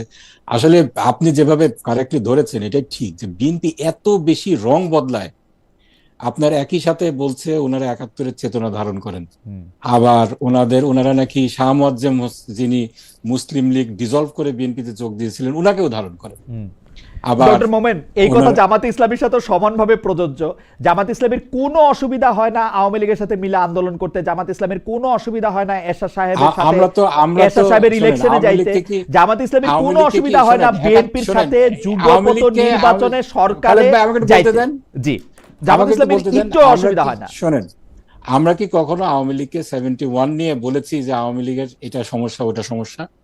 আওয়ামী লীগের সাথে আমরা কি পরিপ্রেক্ষিতে আন্দোলন বলছেন করেছি? যে আওয়ামী লীগ আসলে ভারতের সাথে মিলা স্বাধীনতার চুক্তি স্বাধীনতার প্রকৃত মানে ভুলাই দিছে, আপনারা বলছেন। আপনারা বলছেন আওয়ামী লীগ ৭১ সালে এটা করছে মুসলমানদের স্বার্থ না দেখা হিন্দুদের স্বার্থ দেখার জন্য। আপনারা পত্রিকায় বিবৃতি দিয়ে মুসলমান আর হিন্দুদের বিষয়টা আসে না, বলছেন ৭১ সালে বলছেন ভাই, বলছেন কি বলছে বলেন, আপনি কোট করেন। বলছেন যে আমাদের মুসলমানদের উচিত এই বিচ্ছিন্নতাবাদীদের কাছ থেকে আগায় আসা। আপনাদের আপনাদের ছাত্র শাখা বলছেন তো, আপনাদের ছাত্র শাখা কয়েকদিন আগে পাকিস্তান সাপোর্ট করে আপনাদের ছাত্র শাখা গিয়ে বলে আসছে মুক্তিযোদ্ধা গুন্ডক বাহিনী। কি বলে আসছে? মুক্তিযোদ্ধা গুন্ডক বাহিনী। আমি অত বুঝি না। কে বলছে? মুক্তিযোদ্ধা গুন্ড বাহিনী মুক্তিযোদ্ধা। কে বলছে এটা? কে বলছে? আপনাদের ছাত্র দল যে আছে ইসলামী, এক্স্যাক্টলি কে? আপনাদের ছাত্র শিবিরের কে পাকিস্তান সফর করছে এই কিছুদিন আগে? আমি তো জানি, আপনি তো কোট করলেন, আপনি বলেন না। আমার কোট করা লাগবে না। তাহলে আপনি কি বলেন যে বলেন না সাদ্দাম বলে কি বলেন? আই ক্যান চ্যালেঞ্জ ইউ যে উনি এটা বলেন। উনি কে? নুরুল ইসলাম সাদ্দাম। কে বলছে তাহলে এটা? সে ইসলামী ছাত্র শিবিরের সভাপতি। এটা কে বলছে? আমি তো ফার্স্ট শুনলাম আপনার কাছ থেকে। আচ্ছা, আমি কথাটা বলি। জি, আপনি ফার্স্ট শুনলে আমার কিছু বলার নাই, আপনার কথা আমাকে মানতেই হবে। আচ্ছা শোনেন, 96 আমরা 80-র দশকে বিএনপির সাথে মিলে, বিএনপি এবং আওয়ামী লীগের সাথে মিলে এরশাদের বিরুদ্ধে যুগপৎ আন্দোলন করেছি। আমরা কখনোই বলি না এটা আদর্শিক কিংবা আদর্শিক না। আমাদের লক্ষ্য ছিল স্বৈরাচারের পতন, কেয়ারটেকার গভর্নমেন্টের প্রতিষ্ঠা। That was established. এবং আপনার 90 ওই যে বাবুল ভাই বললেন যে এরপর 86-তে আবার নির্বাচনেও গেছে। আমি বলি বাবুল ভাই, আপনি বলার সময় উনি বলেন নাই। আচ্ছা আর বলি, শেষ করি। আপনার আমরা 90-এর দশকে 86টা পার হয়ে আসেন ডক্টর মোমেন। 86তে ইলেকশনে যে গেলেন। 86তে ইলেকশনে গিয়েছি, আমরা তো মানা করি নাই। কেন? 86তে সবারই ইলেকশনে যাওয়ার কথা ছিল, অ্যাজ পার্ট অফ দা। ইলেকশনে যাওয়া ভুল হয়েছে নাকি ইলেকশনে পার্ট নেওয়াটা ঠিক হয়েছে? ইলেকশনে যাওয়াটা আমি বলবো না ভুল হয়েছে, কারণ আপনারা এবং আওয়ামী লীগ ঠিক ছিলেন, বিএনপি ভুল ছিল। এটা আপনার একটা ঐতিহাসিক বিষয়। এটা নিয়ে আমি যেটা বলছি যেটা হয়েছে, 86-এ আমরা ইলেকশনে অংশ নিয়েছি, আমাদের 10 জন সংসদ সদস্য ছিল, বিএনপি আওয়ামী লীগ একটু বেশি ছিল। আমরা পদত্যাগ করার কারণে 88-এ কিন্তু আবার ইলেকশন হয়েছে। আমরা মানে আওয়ামী লীগ পদত্যাগ করার কারণে, আওয়ামী লীগের নেতৃত্বে আপনারা পদত্যাগ করেছেন সেটা বলেন। বিএনপিও তো পদত্যাগ করেছে, তাই না? বিএনপি তো যায় নাই, পদত্যাগ কেমনে করবে? বিএনপি তো যায় নাই। আওয়ামী লীগ এবং জামাত পদত্যাগ করেছে, ঠিক আছে? আওয়ামী লীগের নেতৃত্বে জামাত পদত্যাগ করেছে। আচ্ছা, আমরা কি তখন আওয়ামী লীগের নেতৃত্বে কোনো অ্যালায়েন্সের সদস্য ছিলাম? আওয়ামী লীগ সংসদের বিরোধী দলের নেতা ছিল। আপনার সে সময় 3 দলীয় জোট, তিনটা জোট ছিল। একটা ছিল বিএনপির, একটা ছিল আওয়ামী লীগের, আর একটা ছিল আরেকটা বলে সংসদে। না রাস্তা সংসদে তো আমাদের সাথে আওয়ামী লীগের কোনো জোট ছিল না। আমাদের সংসদীয় দল ছিল, আওয়ামী লীগের আলাদা সংসদীয় দল ছিল। অন্তত দুইটা ওয়াকআউট আপনারা একসাথে করছেন। হ্যাঁ করছি একসাথে, বিরোধী দল তো একসাথে করতেই পারে। এটা কোনো জোট ছিল না, কোনো আদর্শিক কিছুই ছিল না। এরপরে আমরা বিএনপির যে দ্বিচারিতার কথা আমি বলছিলাম, আপনি দেখেন 90-এর দশকে আমরা আন্দোলন করেছি, এটা ওনারা মেনশন করছেন। আবার একই সাথে কি দাবিতে আন্দোলন করেছি এটা কিন্তু বলে না। কেয়ারটেকার দাবিতে আন্দোলন করেছি। বিএনপি সে সময় বলেছিল কেয়ারটেকার যে সরকারের যে নোশনটা, ধারণাটা, পাগল আর শিশু ছাড়া কেউ নিরপেক্ষ হতে পারে না, এবং এটাকে তারা ক্যাটাগরিক্যালি অস্বীকার করেছিল, বলেছিল কেয়ারটেকারের নাম মুখে আনবে না। পরবর্তীতে ওনারাই 96 সালে নাকে খত দিয়ে কেয়ারটেকার গভর্নমেন্টের জন্যই ইলেকশন করে একটা বিল পাস করে আবার পার্লামেন্ট ডিসলভ করলেন। এখন ওনারা কেয়ারটেকারের ফুল ক্রেডিট নিতে চান, কিন্তু এটার জন্য যে আন্দোলন হয়েছে সেটার জন্য আবার জামাতকে দোষারোপ করেন। এরপরে 2001 সালে আমরা একসাথে জোট করলাম। সেক্ষেত্রে আমাদের 2001 সালে কেন জোট করলাম? ভারতীয় আধিপত্যবাদ বিরোধী এবং ফ্যাসিবাদ বিরোধী এটা একটা জোট ছিল, এবং এটার মূল ভিত্তি ছিল বাংলাদেশি জাতীয়তাবাদ এবং ইসলামী মূল্যবোধ। আমরা মনে করেছিলাম ভারতীয় আধিপত্যবাদ থেকে যদি দেশকে রক্ষা করতে হয় তাহলে এই একটা জোট আমি আপনাকে একটু স্মরণ করাই দিই, আপনারা ভারতীয় আধিপত্যবাদ যদি জোটের বিষয় থাকে, ক্ষমতায় নেওয়ার 1 মাসের মধ্যে সাইফুর রহমান বিবিআনার গ্যাস আর ইয়ার গ্যাস দিল্লিতে পুরোটা রপ্তানি করতে চাইছে, বলছে মাটির নিচে গ্যাস রেখা লাভ কি। আপনাদের সরকার, আপনাদের 2 জন জামাতে ইসলামের 2 জন নেতা তখন ওই সরকারের মন্ত্রী, তারা একবারের জন্য সেটার বিরোধিতা করছেন আমরা শুনি নাই। আপনারা তো শুনবেন না, সেই সময় আমরা বিরোধিতা করেছিলাম করেন বলেই নাই, তো এটা হয়। করেন নাই বিরোধিতা। আচ্ছা, এটা হয়েছিল, করেন নাই বিরোধিতা, হয়েছিল হয় নাই শেখ হাসিনার জন্য, হয় নাই শেখ হাসিনার জন্য, হয় নাই বাম দলগুলির জন্য। ভাই খালেদ ভাই, রপ্তানি করে নাই বিএনপির সরকার, আর ক্রেডিটটা দিলেন আপনি আওয়ামী লীগকে। না না, এটা কি ফেয়ার হলো? কারণ হচ্ছে যে আওয়ামী লীগের নেতৃত্বে এবং গণতান্ত্রিক অন্য ঐক্য, এই যে আজকে জুনায়েদ সাকি, ওদের নেতৃত্বে সেটা আটকানো হয়েছিল। শেখ হাসিনা বলছিল যে ভারতে গ্যাস যাওয়ার আগে আমার রক্ত যাবে। এটা মিসকনস্ট্রাকশন। এটা কোথায় মিসকনস্ট্রাকশন ভাই? আপনি বলেন সাইফুর রহমান বলছিল কিনা, আপনি আমাকে বলেন সাইফুর রহমান বলছিল কিনা মাটির নিচে গ্যাস রেখা লাভ কি আমরা ভারতে এটা পাঠাবো? সাইফুর রহমান অবশ্যই বলেছিল, আমরা বিরোধিতা করেছিলাম ভিতরের থেকে। না, কোনো একটা বিরোধিতা সংসদে করেন নাই। ডক্টর মোমেন আপনি বোধহয় বিদেশে ছিলেন, ডক্টর মোমেন আপনি বোধহয় বিদেশে ছিলেন। না না না, আমি বিদেশে ছিলাম না, আমি 2001 সাল থেকে বাইরে পড়াশোনা করেছি। ঠিক আছে ডক্টর মোমেন, আপনি কি আমাকে একটা ডেট বলতে পারবেন? আমি কি ওই যে লাইব্রেরি থেকে বই আনায় দেখবো আপনারা কবে প্রতিবাদ করেছেন, কোন পত্রপত্রিকায় কি ছাপা হয়েছে? আচ্ছা ঠিক আছে, আপনাকে আমি বলছি, এখনো এটা সাক্ষী আছে। আপনি মাহমুদুর রহমান আমার দেশের সম্পাদক আছে, ওনাকে জিজ্ঞেস করতে পারেন। ইন্ডিয়াতে মাহমুদুর রহমান সাহেবকে তো বাধ্য করা হয়েছিল টাটা থেকে 1 টাকা দিয়া ওইখানে স্টিল মিল করার জন্য। আমাকে বলতে দেন, এরপর আপনি ওনাকে জিজ্ঞেস করেন, ভেরিফাই করেন। সেই সময় শুধু গ্যাস রপ্তানি না, অনেক বিষয়ের ক্ষেত্রে ইন্ডিয়ার পক্ষে বিএনপির মধ্যে লবিং ছিল। আপনারা জানেন, আমি নাম বলতে পারি কিন্তু নাম বলছি না, আমাকে শেষ করতে দেন, 1 মিনিট বলতে দেন আমাকে। সেই সময় আপনার ইন্ডিয়ার টাটা কোম্পানি তাদেরকে গ্যাস সাপ্লাইয়ের গ্যারান্টি দিয়ে বাংলাদেশে কারখানা করার জন্য একটা লবিং চলছিল। আমার শহীদ পিতা মওলানা মতিউর রহমান নিজামী, আমি চ্যালেঞ্জ দিয়ে বলতে পারি, সেই সময় ওনাকে বলা হয়েছিল এটা যদি আপনারা কনসেন্ট না দেন তাহলে তো সবাই বলবে আপনাদের কারণে এটা হলো না। তারপরে তিনি কনসেন্ট দেয় নাই, বলছেন যে বাংলাদেশের গ্যাসের ইজারা আমি একটা কথা বলি কোম্পানিকে দেওয়া হবে। আমি শেষ করতে টাটার স্টিল মিলের জন্য গ্যাস দেওয়ার জন্য তখন উনি জ্বালানি উপমন্ত্রী মাহমুদুর রহমান সাহেব আমাদেরকে সংবাদ সম্মেলনটাকে কথা বলছেন তিনি। আমি রিপোর্টার হিসাবে উনার সংবাদ সম্মেলন কভার করছি, তো মাহমুদুর রহমান সাহেব বলছেন যে কেন টাটার গ্যাস দিতে হবে। এখানের মধ্যে মতিউর রহমান নিজামী সাহেব যদি কোনো ধরনের বিপক্ষে কথা বললে থাকতেন, ট্রাস্ট ইউ মি, আমরা এটা সবার আগে জানতাম। বিকজ আমরা আপনাকে আমি চ্যালেঞ্জ দিলাম, আপনি মাহমুদুর রহমান সাহেবকে আনেন, আমাকে আনেন, আমি জিজ্ঞেস করবো ওনাকে এই কথা উনি বলছিলেন কিনা। মাহমুদুর রহমান সাহেব যে এই কথা বলছিলেন, আমার নিজের মুখে শোনা, কে বলছিল, কে কাকে বলছিল আপনি বলেন তো? মাহমুদুর রহমান সাহেব মাহমুদুর রহমান সাহেব মতিউর রহমান নিজামী সাহেবকে বলছিলেন না? আমি তো সেটা বলি নাই, ওনাদেরকে জামাতকে বলা হয়েছিল, জামাতকে ক্যাটাগরিক্যালি বলা হয়েছিল। জামাতের সভাপতিকে মতিউর রহমান নিজামী, হয়তো আমি বলছি মতিউর রহমান নিজামী, উনি তো ছিলেন ক্যাবিনেটে, ওনাকেই বলা হয়েছিল। কে বলছিল? যদি আপনার কে বলছিল এটা তো আমি বলবো না, আপনি মাহমুদুর রহমান সাহেবকে আনেন, আমি ওনার সামনেই বলবো। ওনাকে ক্যাটাগরিক্যালি বলা হয়েছিল যদি টাটার এই বিনিয়োগটা ফিরে যায় দোষ হবে আপনাদের, এবং সেখানে সবকিছু কিন্তু রেডি ছিল। এই কথা কি মাহমুদুর রহমান সাহেব বলছিল মতিউর রহমান নিজামী সাহেবকে? না, আমি না মাহমুদুর রহমান সাহেবের কথা আমি বলিনি। কারণ মাহমুদুর রহমান সাহেব ছিল বিনিয়োগ বোর্ডের চেয়ারম্যান। মাহমুদুর রহমান সাহেব টাটা সবচেয়ে বড় সাপোর্টার ছিল। হ্যাঁ, না কিসের? হ্যাঁ এক্স্যাক্টলি, কারণ জ্বালানি হ্যাঁ, মাহমুদুর রহমান সাহেবই তো এই প্রস্তাবকে অ্যাকনলেজ করছিলেন। মাহমুদুর রহমান সাহেব আমাদেরকেও বলছিলেন যে এইটা হইলে আমাদের ভারী শিল্প। আমি বরং এটা বলতে পারি, মাহমুদুর রহমান সাহেবের সাথে উনি তো ভালো বলেন, কেমিক্যাল ইঞ্জিনিয়ার, MBA, উনি আমাদেরকে হিসাব করে দেখাইছিলেন যে কেন এটা হইতে হবে। ওই সময় যারা ক্যাবিনেটে ছিল, ওই সময় আমির খসরু মাহমুদ ছিল, তারপরে আরো যারা ছিল তারা বলতে পারবে, কিন্তু আমার নিজের বাবার মুখে শোনা এবং অন্যদের কাছ থেকে আমি এটা ভেরিফাই করেছি, এখানে ক্যাটাগরিক্যালি ওনাকে প্রশ্ন করা হয়েছিল, যে বলা হয়েছিল যে ব্লেমটা কিন্তু আপনাদের হবে টাটার এই বড় বিনিয়োগ যদি ফিরে যায়। কিন্তু সেই সময় উনি অ্যাক্টিভলি বিরোধিতা করেছেন আমার শহীদ পিতা মওলানা মতিউর রহমান নিজামী, যার কারণে টাটার ওই গ্যাসের গ্যারান্টি ক্লজ এটা নিশ্চিত করতে পারে না, যার কারণে টাটা বিনিয়োগ করেনি। এইটা আমি বলবো সেটা যে আপনার এই বিবিআনা গ্যাসের ক্ষেত্রে এটা সাইফুর রহমান সাহেবের আইডিয়া ছিল, এটা বেগম জিয়ার সায় ছিল না। জামাতের কোনো মন্ত্রীর সায় ছিল না, আমাদের কোনো সায় ছিল না, যার কারণে এটা হয়। আমি আপনাকে বলি বেগম জিয়া কি বলেছিলেন। বেগম জিয়া বলেছিলেন সাইফুর রহমান সাহেবের কথাই উনার কথা। আচ্ছা, তারপরে তো হয় নাই, কোনো না কোনো কারণে তো হয় নাই। কেন হয় না? সেই সময় বিএনপি ওভারওয়েলমিং মেজরিটি নিয়েছিল, আপনাকে বলছি যেটা আপনি জানেন, কিন্তু রাজপথে আন্দোলন করা হয়েছে। শোনেন, সেই সময় বিএনপি, শোনেন, সেই সময় আওয়ামী লীগ রাজপথে আন্দোলন করার মতো কোনো পজিশনে ছিল না, সরকার জাস্ট ক্ষমতায় এসেছে। সেই সময় বিএনপি যা চাইতো তাই করতে পারতো, শুধুমাত্র আমরা ভিতর থেকে বিরোধিতা করেছি বলে এই জিনিসটা হয়নি। মুখে সাইফুর রহমান এবং বেগম জিয়া একরকম চালাইছে, ভিতর থেকে আপনারা বিরোধিতা করে আটকাইছেন, তাই তো? ভিতরে আমাদের স্ট্রং বিরোধিতা ছিল, অবশ্যই বিরোধিতা ছিল। ওকে, তো উপরে দিয়ে বলেন না কেন? শেখ হাসিনাকে উপরে তো আমরা সেভাবে তো কোনো 5 বছর আমরা সরকারের জোট সরকারের পার্টনার ছিল, আমাদের ফোরাম ছিল তো ভিতরে, আমরা বাইরে কেন বলতে যাব? আপনার শেখ হাসিনাকে আপনি ক্রেডিট দিচ্ছেন।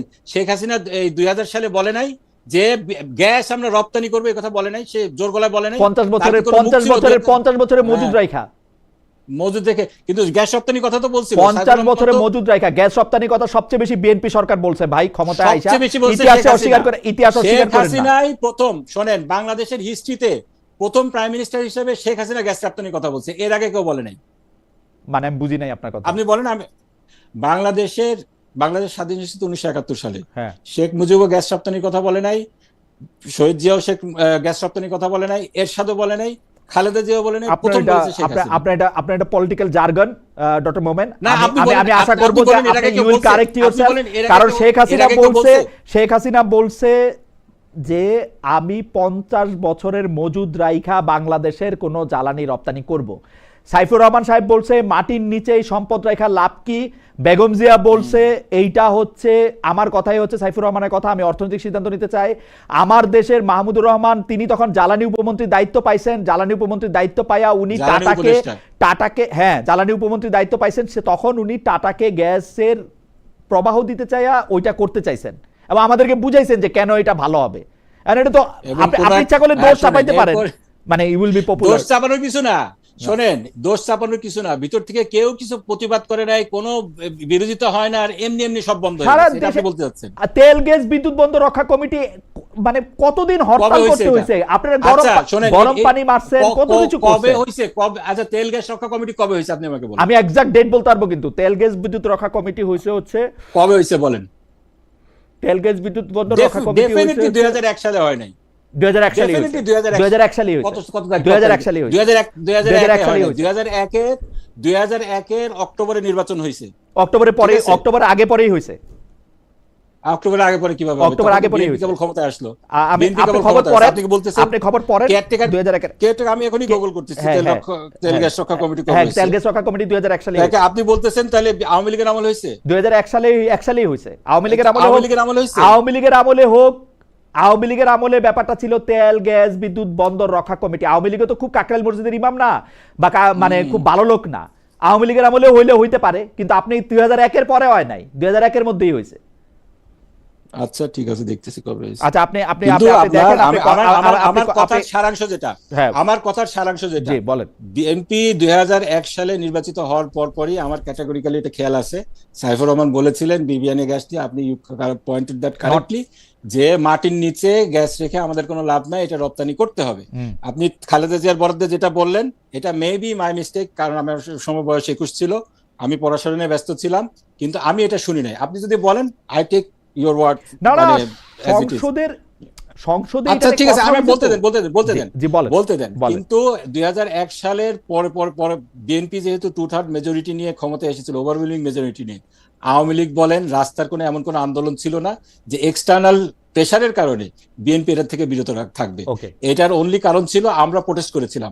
এর বহু পরে টাটার যে ইনভেস্টমেন্টের কথা আসছিল, এটা আরো বহু পরে, এটা সম্ভব 2004 সালে, এক্স্যাক্টলি 3 বছর পরে। ততদিনে অনেক পানি গড়িয়ে গিয়েছে, কিন্তু তারপরেও শেষ দিকে এসে খুব প্রেসার ছিল। এবং আমি বলছি, মাহমুদুর রহমানও বলেছিলেন এটা, মাহমুদুর রহমান আঙ্কেলকে আমি আবার জিজ্ঞেস করবো, যেহেতু মাহমুদুর রহমান আঙ্কেলের কাছ থেকে আমি সরাসরি শুনি নাই, কিন্তু আমি মাহমুদুর রহমান আঙ্কেলকে জিজ্ঞেস করবো, যারা বলেছিল এটা, যদি জামাত এটার বিরোধিতা করে জামাতের উপর দোষ পড়বে, এটা উনি বলেছেন কিনা। কিন্তু এটা কেউ বলেছিল এটা, কিন্তু আমার শহীদ পিতা তিনি তখন এটাতে রাজি হন। বলেছিলেন কে? ভারত, বেগম জিয়া, মাহমুদুর রহমান, কে? মানে গোটা এই যে গোটা ইয়েটা, ডিলটা, টাটার সাথে যে ডিলটা, ইনভেস্টমেন্টের তো বিগ ডিল ছিল তো, রাইট। এটা ফল করলে দোষ পড়বে জামাতের ঘাড়ে, কারণ জামাত ইন্ডিয়ার সাথে যেহেতু অড অবস্থানে আছে, বিরোধিতা করে সব সময়। না তা না, এইটা বলা হয়েছিল, এই জন্য ওনাকে বলা হয়েছিল আপনি গ্যাসের এটা বিরোধিতা করেন না, কিন্তু তারপরে উনি বিরোধিতা করেছিল এবং যার কারণে এই ডিলটা হয়নি। এটা এটা এটা এটাও this এটা is এটা fact. এটা জামাতের কারণে ডিলটা হয় না। ওকে ফাইন, আমি আপনার কথা মেনে নিচ্ছি ডক্টর মোমেন। আমি নির্বাচনের সময় এই যে হেফাজতের আমির জামায়াতকে ভোট না দেওয়া, ইসলামী দলগুলোর মধ্যে থেকে কেন ইসলামী দলগুলো আলাদা, সেটা হ্যাঁ, যদি এটা একটু এটা বলেন। এটা আসতেছে, এটা বলছে শোনেন। আমরা সবসময় যেটা বলে এসেছি যে আমরা ইসলামের একমাত্র সোল এজেন্ট না, আমাদের টার্গেট ইসলামের যে মূল্যবোধগুলো রয়েছে, ইসলামের যে শাসন নীতিগুলো রয়েছে, এইগুলাকে আমরা যেহেতু মুসলিম মেজরিটি কান্ট্রি, মেজরিটি মানুষের অ্যাসপিরেশন এটাকে আমরা প্রতিষ্ঠা করতে চাই। এক্ষেত্রে অন্যরাও ভূমিকা রাখছেন, এটা আমরা তাদের ভূমিকাকে অস্বীকার করি না, তাদের যে কন্ট্রিবিউশন আছে সেটাকে অস্বীকার করি না। এখন আমাদের সাথে ইসলামিক দলগুলোর যে এটার মত পার্থক্যটা রয়েছে এটা ঐতিহাসিক, কিন্তু টাইম টু টাইম বিভিন্ন ইস্যুতে যখন ইসলামের উপর আক্রমণ এসেছে, বাংলাদেশের স্বাধীনতা সার্বভৌমত্বের উপর আক্রমণ এসেছে, ইসলামিক দলগুলোর সাথে আমাদের কিন্তু ঐক্যমত্য হয়েছে। আমরা চার দলীয় ঐক্যজোট যখন হয়েছে 2001 সালে, সেখানে ইসলামিক দলগুলো আমাদের সাথে রাজনৈতিক জোট করেছে এবং দীর্ঘ এই 18 বছর বাংলাদেশের সবাই যখন মার খাওয়া শুরু হয়েছে তো আমাদেরকে দিয়ে, তারপরে ইসলামিক দলগুলোকে ধরেছে, তারপরে বিএনপিকে ধরেছে, তারপরে অন্যরাও এফেক্টেড হয়েছে, সিভিল সোসাইটি সহ অন্যরাও এফেক্টেড হয়েছে। সেক্ষেত্রেও আমরা দেখা গেছে আমাদের সাথে একটা স্ট্র্যাটেজি দিয়েছিল। এই ইলেকশনেও কিন্তু আমাদের সাথে পার্লামেন্টে আমাদের যে জোটটা রয়েছে সেখানে ইসলামী বড় দুইটি দল আমাদের পার্টনার রয়েছে। তো আমরা যেটা মনে করি, আমরা যে কোনো ইসলামিক দল আমাদের বিরুদ্ধে যত কথা বলুক, দেখেন হেফাজত কিন্তু অনেক কথা বলেছে, কিন্তু যে হেফাজতের আমির স্বয়ং যারা অফিস হোল্ড করছেন, আমাদের কোনো দায়িত্বশীলদের পক্ষ থেকে কিন্তু কোনো ইসলামিক দলকে, এটা আমাদের একটা স্থায়ী কর্মনীতি বলতে পারেন, কোনো ইসলামিক দলের বিরুদ্ধে আমরা কিন্তু কোনো বিষোদগার করি না। আমরা মনে করি তারা আমাদেরকে ভুল বুঝছেন, যার কারণে তারা এই সমস্ত কথাবার্তা বলছেন। তাদের যে কন্ট্রিবিউশনটা রয়েছে ইসলামিক বাংলাদেশে ইসলামের খেদমতের ক্ষেত্রে, আমরা সেটাকে অ্যাকনলেজ করি। এটা আমরা মনে করি যেটা বাংলাদেশের স্বাধীনতা। এমনি রাষ্ট্র পরিচালনার ক্ষেত্রে আপনি কোনো তফাৎ দেখেন যে জামাত ইসলামের সাথে মূল কোনো তফাৎ? যেমন আমি আপনাকে একটু যদি অনুমতি দেন একটু বলি যে জামাতে ইসলামী তো আসলে খেলাফত চায় না, কিন্তু অনেকগুলি ইসলামী দল আসলে খেলাফত চায়। জামাত ইসলামী সবসময় গণতান্ত্রিকভাবে থাকতে চায়, অন্য ইসলামিক দলগুলি গণতান্ত্রিকভাবেই থাকার ব্যাপারে তাদের কিছু রিজার্ভেশন আছে, গণতন্ত্র নিয়ে তাদের কিছু রিজার্ভেশন আছে। ওই জায়গার পার্থক্যটা কি জামাত ইসলামী স্পষ্ট করে, নাকি আপনারা এই ব্যাপারটা আড়ালেই বলতে? না, এটা আড়ালে কোনো বিষয় না, কোনো বিষয় না। জামাত ইসলামী আমরা যেই আদর্শে বিশ্বাস করি, ইসলামের আদর্শে, সেটার আপনার মাওলানা মওদুদী এই এটাতে ওনাকে বলা হয় যে জামাত ইসলামের প্রতিষ্ঠাতা, তাই না? ওনার একটা বই আছে খেলাফত ও রাজতন্ত্র, যেটা নিয়ে খুব বেশি কন্ট্রোভার্সি হয়। সেক্ষেত্রে তিনি খেলাফতের যে বৈশিষ্ট্যগুলো আছে, যে বৈশিষ্ট্যগুলো আধুনিক ইসলামিক রাষ্ট্রগুলোতে অ্যাডপ্ট করা উচিত, সেই ব্যাপারে একেবারে বিস্তারিত লিখেছেন। আপনি যে বললেন খেলাফত আমরা চাই না, এটা আসলে সুইপিং কমেন্ট, এটা আসলে ঠিক না। তবে আমি এটা আপনাদের কাছ থেকে চাই না, অবশ্যই আপনারা খেলাফত চান, আমরা অবশ্যই খেলাফত চাই, গণতন্ত্রের অবসান হবে। আপনি খেলাফত এবং গণতন্ত্রকে যদি মুখোমুখি দাঁড় করেন, এটা তো ফেয়ার হলো না। খেলাফত রাষ্ট্র ব্যবস্থাটাই গণতন্ত্রের উপর ভিত্তি করে দাঁড়ানো। আপনাকে আমি বলি ফর ইনফরমেশন, আপনি আমাকে বলি, আমি এক্সপ্লেন করতে দেন। আমাদের যে ইসলামিক রাষ্ট্রের এবং নোশনটা আছে, ডক্ট্রিনটা আছে, আপনি যদি দেখেন শিয়াইট এবং সুন্নিদের যে আকীদাগত পার্থক্য, আপনি যে কোনো এর উপরে ইসলামিক যারা থিওলজি করেন, এক্সপার্ট আছেন, তাদেরকে আপনি জিজ্ঞেস করেন পার্থক্যটা কোথায়। শিয়ারা বিশ্বাস করে যে এই আপনার leadership passes through the blood, ঠিক আছে? এটা আপনি জানবেন হয়তো, যে রাসূল সাল্লাল্লাহু আলাইহি ওয়াসাল্লামের পরে নট অলওয়েজ ব্লাড, ইটস এটা বায়াতের উপর নির্ভর করে, বায়াতের উপর নির্ভর করে। সেটাই। আর রাফসানজানি খামেনাই কেউ ব্লাড কানেক্টেড না, তারা তো বায়াত। না, এটা ডিফারেন্ট নোশন ভাই। শুনেন, ওনারা যেটা, সেটা হলো ওয়ালায়াতুল ফকিহ। খোমেনি সাহেব, উনি আয়াতুল্লাহ খোমেনি, তিনি একটা নোশন দিলেন, in the absence of rightly guided khalifs. না, আমরা এক জায়গায় থাকি, মুস্তাহিদরা এরকম নোশন দিতে পারে। মুস্তাহিদের নোশন না, আমি ক্লিয়ার করতে দেন। উনি বললেন ইন দা অ্যাবসেন্স অফ খলিফা, কে রাষ্ট্র চালাবে? উনি তখন বললেন যারা ইসলামিক লর উপরে এক্সপার্ট ফকি, তারা দেশ চালাবেন, ওয়ালায়াতুল ফকি বলে উনি একটা বই লিখলেন। সেটা ডিফারেন্ট। আমি যেটা বলছি যে শিয়াইট ডক্ট্রিন হলো এটা আপনার ব্লাড লাইন হতে হবে খেলাফত। আর আমাদের সুন্নি যারা, আমাদের সুন্নিদের ডক্ট্রিন কি? আমাদের সুন্নিদের ডক্ট্রিন হলো যে মুসলিম উম্মাহ ঠিক করবে, আহলুল হাল ওয়াল নক বলা হয়, মুসলিম উম্মাহ ঠিক করবে যে তাদের লেজিটিমেট রাইটলি গাইডেড খলিফা কিংবা রুলার কে হবে। এটা এই নোশনটা তো কোন সময়ে মুসলমানরা ঠিক করছে, উম্মাহ ঠিক করছে খলিফা কে হবে? এটা তো রাসূল সাল্লাল্লাহু আলাইহি ওয়াসাল্লাম মারা যাওয়ার পরপরই ঠিক করছে। উম্মাহ রাসূল উম্মাহ ঠিক করছে, ইন্তেকালের মানে আবু অবশ্যই বকর ঠিক করছে। রাদিয়াল্লাহু আনহু যে খলিফা হবে সেটা উম্মাহ ঠিক করছে। অবশ্যই উম্মাহ ঠিক করছে। রাসূল সাল্লাল্লাহু আলাইহি ওয়াসাল্লামের সময় কি আবু বকর রাদিয়াল্লাহু আনহু কিভাবে খলিফা হলেন?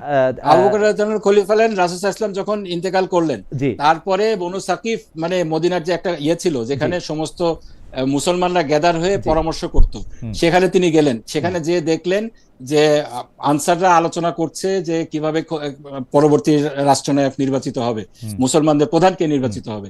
সেই সময় তারা বলল যে যেহেতু আমরা আনসার, আমাদের মধ্য থেকে হবে। পরবর্তীতে মুহাজিররা বলল যে না, যেহেতু ফাইন, তাহলে এইটা না আমাকে বলেন, তাহলে কি মুয়াবিয়া এবং এজিদকেও মুসলমানরা নির্বাচিত করছে খলিফা হিসেবে? না না না না, সেটা তো রাজতন্ত্র ছিল। আপনি Muslim theologist, anyone I can challenge you. আপনি আমাকে চ্যালেঞ্জ করতেছেন তো বুঝলাম, সেইটার ক্ষেত্রে আপনি আমাকে বলেন না যে কোন উম্মাহ কোন খলিফাকে নির্বাচিত করছেন, কয়জন পর্যন্ত? 4 জন। রাইটলি গাইডেড খলিফা 5 জনের কথা বলা হয়, ঠিক আছে? রাইটলি গাইডেড 4 জন, তারপর আর কোনোদিন হয় নাই। তারপরে তো আর রাইটলি গাইডেড খলিফায়ে রাশিদা কাউকে বলা হয় না। এটা তো খলিফায়ে রাশিদিন মানে তো 4 জন খলিফাকে, প্রথম 4 জন রাশিদিন মানে 4 না, শুনেন, রাশিদিন মানে 4 না, রাশিদিন মানে রাইটলি গাইডেড। আচ্ছা, রাইটলি গাইডেড এই 4 জনই তো, এই 4 জন রাইটলি গাইডেড।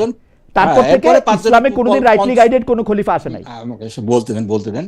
পঞ্চম জনকেও বলা হয়, ওমর ইবনে আব্দুল আজিজের ব্যাপারেও বলা হয়, ঠিক আছে? ওনার ব্যাপারেও আমাদের আহলে সুন্নাত ওয়াল জামা আমরা একমত পোষণ করেছি, তিনি রাইটলি গাইডেড ছিলেন। কিন্তু এছাড়া যারা আছে তাদেরকে এই মুলকিয়াত বলা হয়, এটা রাজতন্ত্র বলা হয়। এটা ইসলামিক হিস্ট্রি আপনি পড়েন, ইসলামিক হিস্ট্রি যারা ছাত্র আছে, ইসলামিক থিওলজি যারা প্র্যাকটিস করে, তারা সবাই জানে। এই ব্যাপারে কোনো দ্বিমত নেই। আমাদের সাথে যেটা দ্বিমত সেটা হলো স্প্লিট, যেটা অন্যরা যেটা বলতে চান আর কি, আমাদের কমি ঘটনা আলেমরা, যে মওলানা মওদুদী সাহাবাদেরকে কেন ক্রিটিসাইজ করলেন। কিন্তু আমাদের কথা হলো আমরা তো ওনাদেরকে দোষ, মওলানা মওদুদী তো ওনাদের দোষ ধরেনি। মওলানা মওদুদী যেটা করেছেন, হিস্টোরিক যেই অ্যানালাইসিস, খোলাফায়ে রাশেদা যে 4 জনের কথা বললাম, এই 4 জনের শাসন পদ্ধতির সাথে অন্যান্য যারা রাজতন্ত্র মাধ্যমে খলিফা নির্বাচিত হয়েছেন কিংবা খেলাফত পরিচালনা করেছেন, তাদের মধ্যে মূল যে পার্থক্যটা সেটা তিনি তুলে ধরেছেন, কাউকে ব্যক্তিগতভাবে আক্রমণ করা ছাড়া। এবং উনি he was not the first person. আমি আপনার সাথে আলাদা করে পরে নিশ্চয়ই এই ব্যাপারে আরো আলোকিত হব। আপনি আমাকে বলেন তো যে খেলাফত আর গণতন্ত্রকে কেন মুখোমুখি দাঁড় করানো যাবে না? খেলাফতের মধ্যে কি মুসলিম উম্মারা এক হয়ে গিয়ে ভোট দিবে? মানে সিস্টেমটা কি, হাত তুলবে, মানে কি করবে? শোনেন, আপনাকে আমি বলি, আপনি খেলাফতের মানে নোশন আপনার মধ্যে কি আছে জানি না। এটার একটা হলো ডগমেটিভ যেই এটা ফাউন্ডেশন, সেটা হলো ডেমোক্রেসি।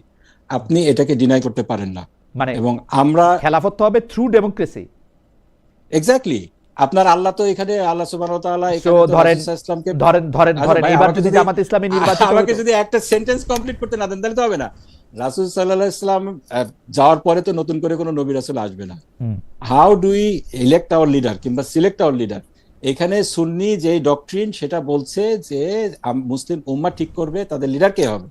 কিভাবে করবে? আমরুহুম শুরা বাইনাহুম, সূরা শুরার যে আয়াতটা আছে, যে তাদের অ্যাক্ট হলো আপন কনসালটেশন, সবাই আলাপ আলোচনা করে তাদের লিডার নির্বাচন করবে। সবাইটা কারা? মুসলিম কান্ট্রিতে মুসলিমরা। মুসলিম কান্ট্রি কিরকম করে হবে? মানে 51% মুসলিম থাকলে সেটা মুসলিম কান্ট্রি, মুসলিম মেজরিটি থাকলে তো এটা মুসলিম কান্ট্রি হবে। সুতরাং মুসলিমরা আলোচনা করে ঠিক করবে কে হচ্ছে প্রধান হবে, এবং সেটা হচ্ছে খেলাফত, সেটা হচ্ছে গণতন্ত্র। নট নেসেসারিলি শুধু মুসলিমরা।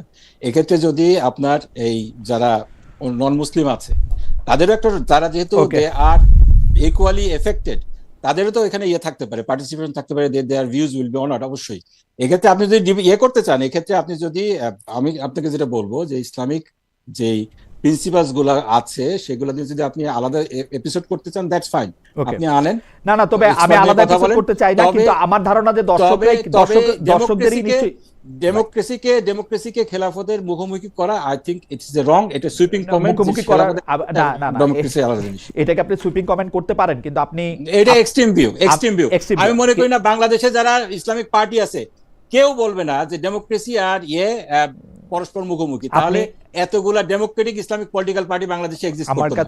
আমার কাছে আমি ডেমোক্রেটিক ইসলামিক পার্টির অনেক নেতাদের কাছেই শুনছি, তারা ডেমোক্রেসি দিয়ে যদি কখনো উইন করেন তারা খেলাফতি করতে চান। তো সেই খেলাফতটা কেমন হবে সেইটার চেহারাও সেটা আপনি বলছেন, এবং আপনিও কিছুটা বলছেন একটা মজলিসে সুরা থাকবে, সেই সুরা কনসালটেন্ট করে যেটা করবে, এটার সাথে গণতন্ত্রের দূরতম সম্পর্ক নাই। কারণ হচ্ছে সেই সুরের মধ্যে বড়জোর 500 জন সদস্য থাকতে পারে। না আপনি ভাই 500 জন সদস্য কোত্থেকে আসবে? আল্লাহ সুবহানাহু ওয়া তাআলা এটাকে নির্ধারিত করে দিবেন। 500 সদস্য আপনারা যাদের সদস্য বলবেন, আপনারা যাদের সদস্য বলবেন তারাই সদস্য হবে। আপনারা যাদের সদস্য বলবেন তারাই সদস্য হবে। এটা গোটা মুসলিম, এটা যেই দেশে হবে ইসলামিক রাষ্ট্রটা, সেই দেশের সমস্ত জনগণ মিলে নির্বাচন করবে। আপনি তখন এরে ইসলামিক বলবেন না, এরে আচ্ছা যাই হোক, আপনি তো এটা স্পেকুলেশন, দ্যাটস না স্পেকুলেশন না, তো আমি তো সারা দুনিয়ায় দেখতেছি রে ভাই, বাংলাদেশ তো দুনিয়ার বাইরের দেশ না, আমি সারা দুনিয়ায় দেখতেছি। বাংলাদেশ দুনিয়ার বাইরের না। আজকে যারা ইসলামপন্থী, যারা ইসলামের কথা বলে, একটা দেশেও আমি এর কোনো নমুনা দেখতেছি না। এখন পর্যন্ত আপনি একটা উদাহরণ দেখাতে পারেন না। খলিফায়ে রাশিদিন বইলা ওই প্রথম 4 জনের কথা আপনি বলছেন, যেটা হলো যে আর একটা উদাহরণ দেখাতে পারেন না। আপনার ইরানকে যদি বলেন, যদিও ইরানেরটাকে আমি আইডিয়াল মনে করি না, তারা প্রেসিডেন্ট নির্বাচন করে না। আপনি ইরানেরটা বলবেন কেন আইডিয়াল মনে না করলে?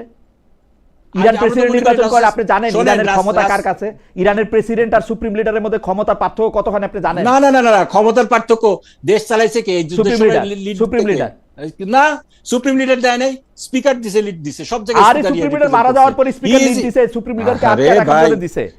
দেশ চালাইছে সুপ্রিম লিডার। এত সত্য শেয়ার করলে তো হবে না রে ভাই, সত্য শেয়ার করলে তো হবে না। প্রেসিডেন্টের ক্ষমতা সুপ্রিম লিডারের অনেক পরে। শুনেন, প্রেসিডেন্টের ক্ষমতা সুপ্রিম লিডারের অনেক পরে।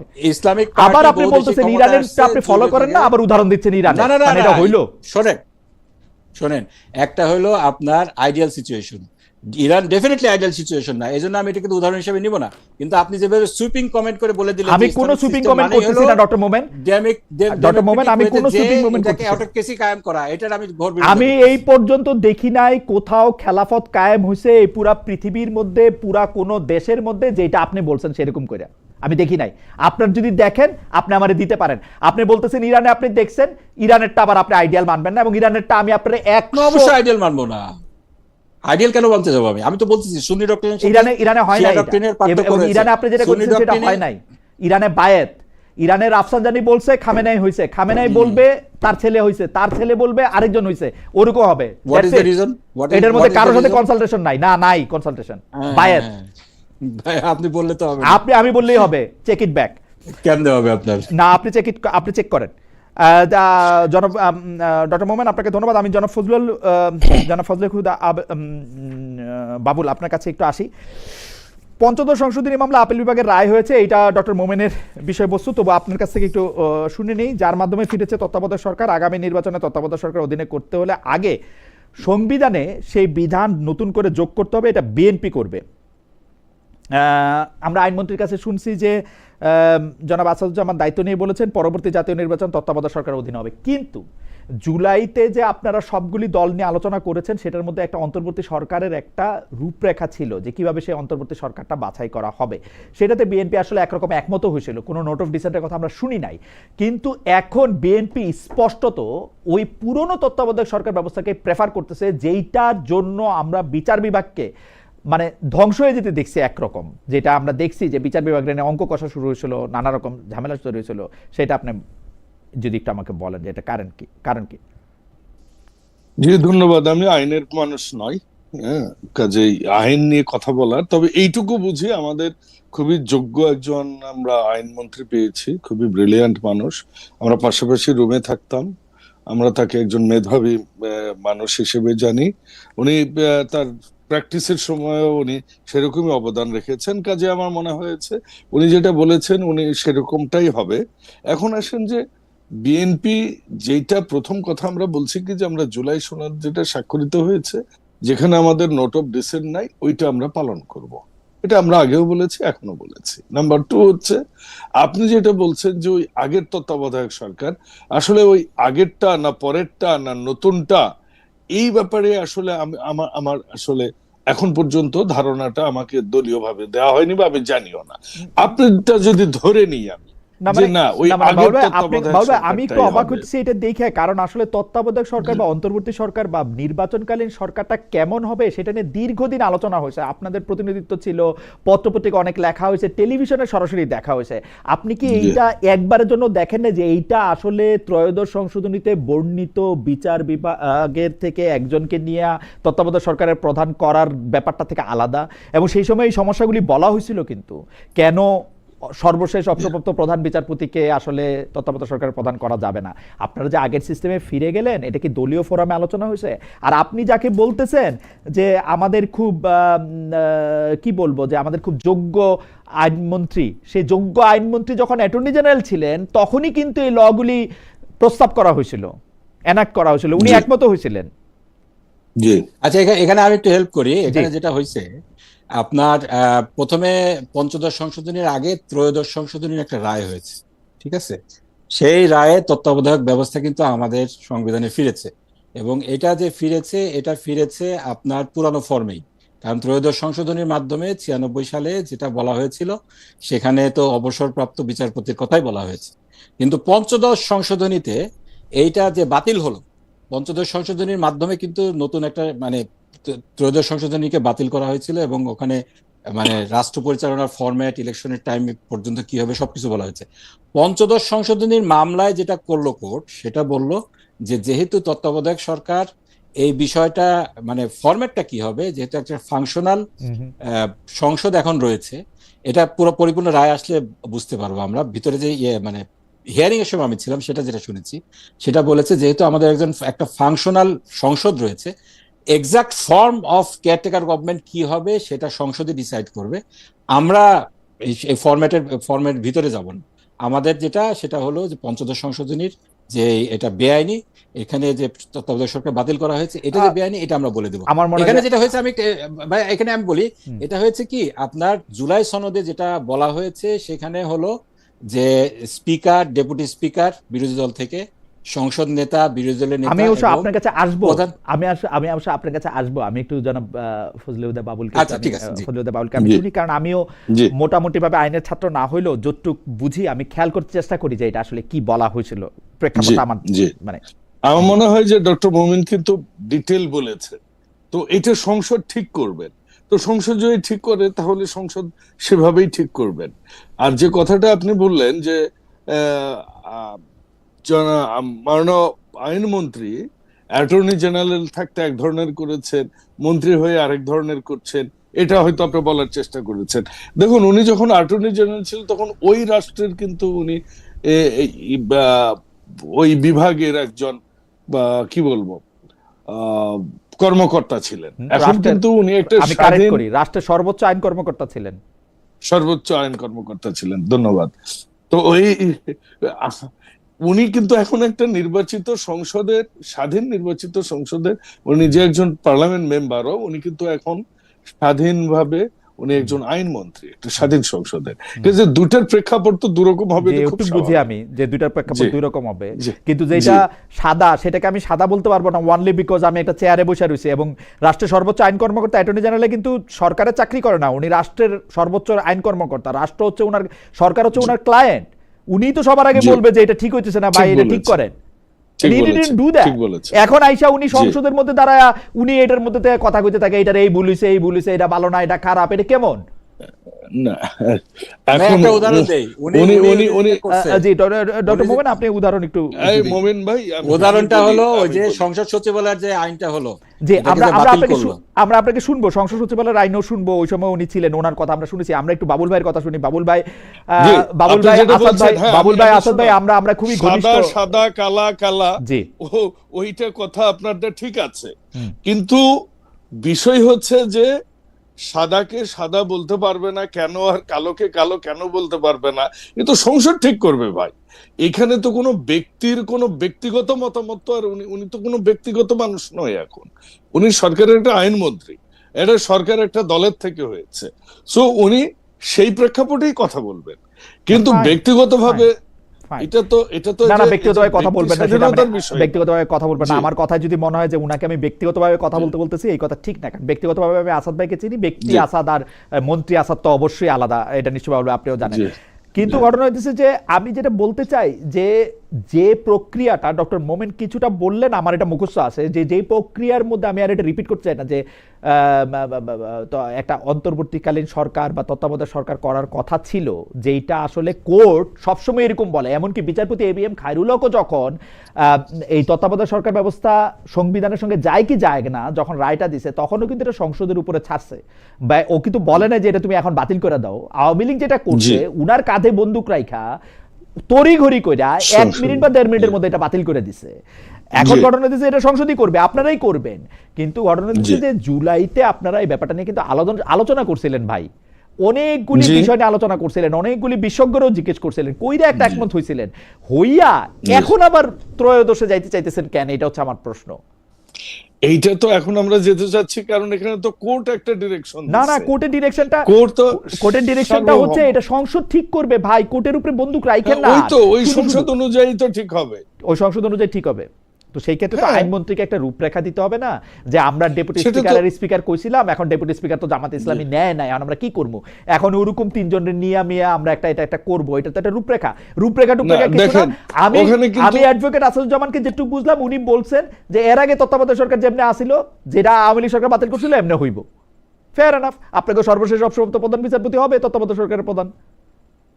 জি, তাই কি? আচ্ছা, সর্বশেষ বিচারপতি যিনি থাকবেন তিনি হবেন কিনা, এটা যদি ত্রয়োদশে থাকে তাহলে সেটাই হবে। আমি এইটাই বলতেছি, এটা যদি না থাকে তার জন্য 3 মাস আলোচনা হয়েছে ভাই। আচ্ছা, এখন জুলাই সনদে আসেন আপনি। জি, জুলাই সনদে আসেন এখন। জি বলেন। যে আপনি যে কন্ট্রাডিকশনের কথা বলছেন যে জুলাই সনদের, দেখুন ডেপুটি স্পিকারের প্রস্তাব তো দেয়া হয়েছিল, এটা একটা পার্ট। এটা পাবলিক অ্যাকাউন্টস কমিটির কিন্তু অলরেডি সভাপতি আমরা দিয়েছি জুলাই সনদ অনুযায়ী বিরোধী দলের। এটা জুলাই সনদ অনুযায়ী দেন নাই, জুলাই সনদের আগে এটা আছে, জুলাই সনদের আগেও ছিল, এটা হিস্টোরিক্যালি আপনার অনেক বহু, কিন্তু এটা জুলাই সনদে এটা লেখা ছিল ভাই, খামাখা কথা। তাহলে আমি ভাইয়া আচ্ছা ঠিক আছে ডক্টর মোমেন, বাউল আগে শেষ করুন। বাউল আপনি বলেন আমরা একটু শুনি। জি, আপনি বলেন, আমরা একটু শুনি।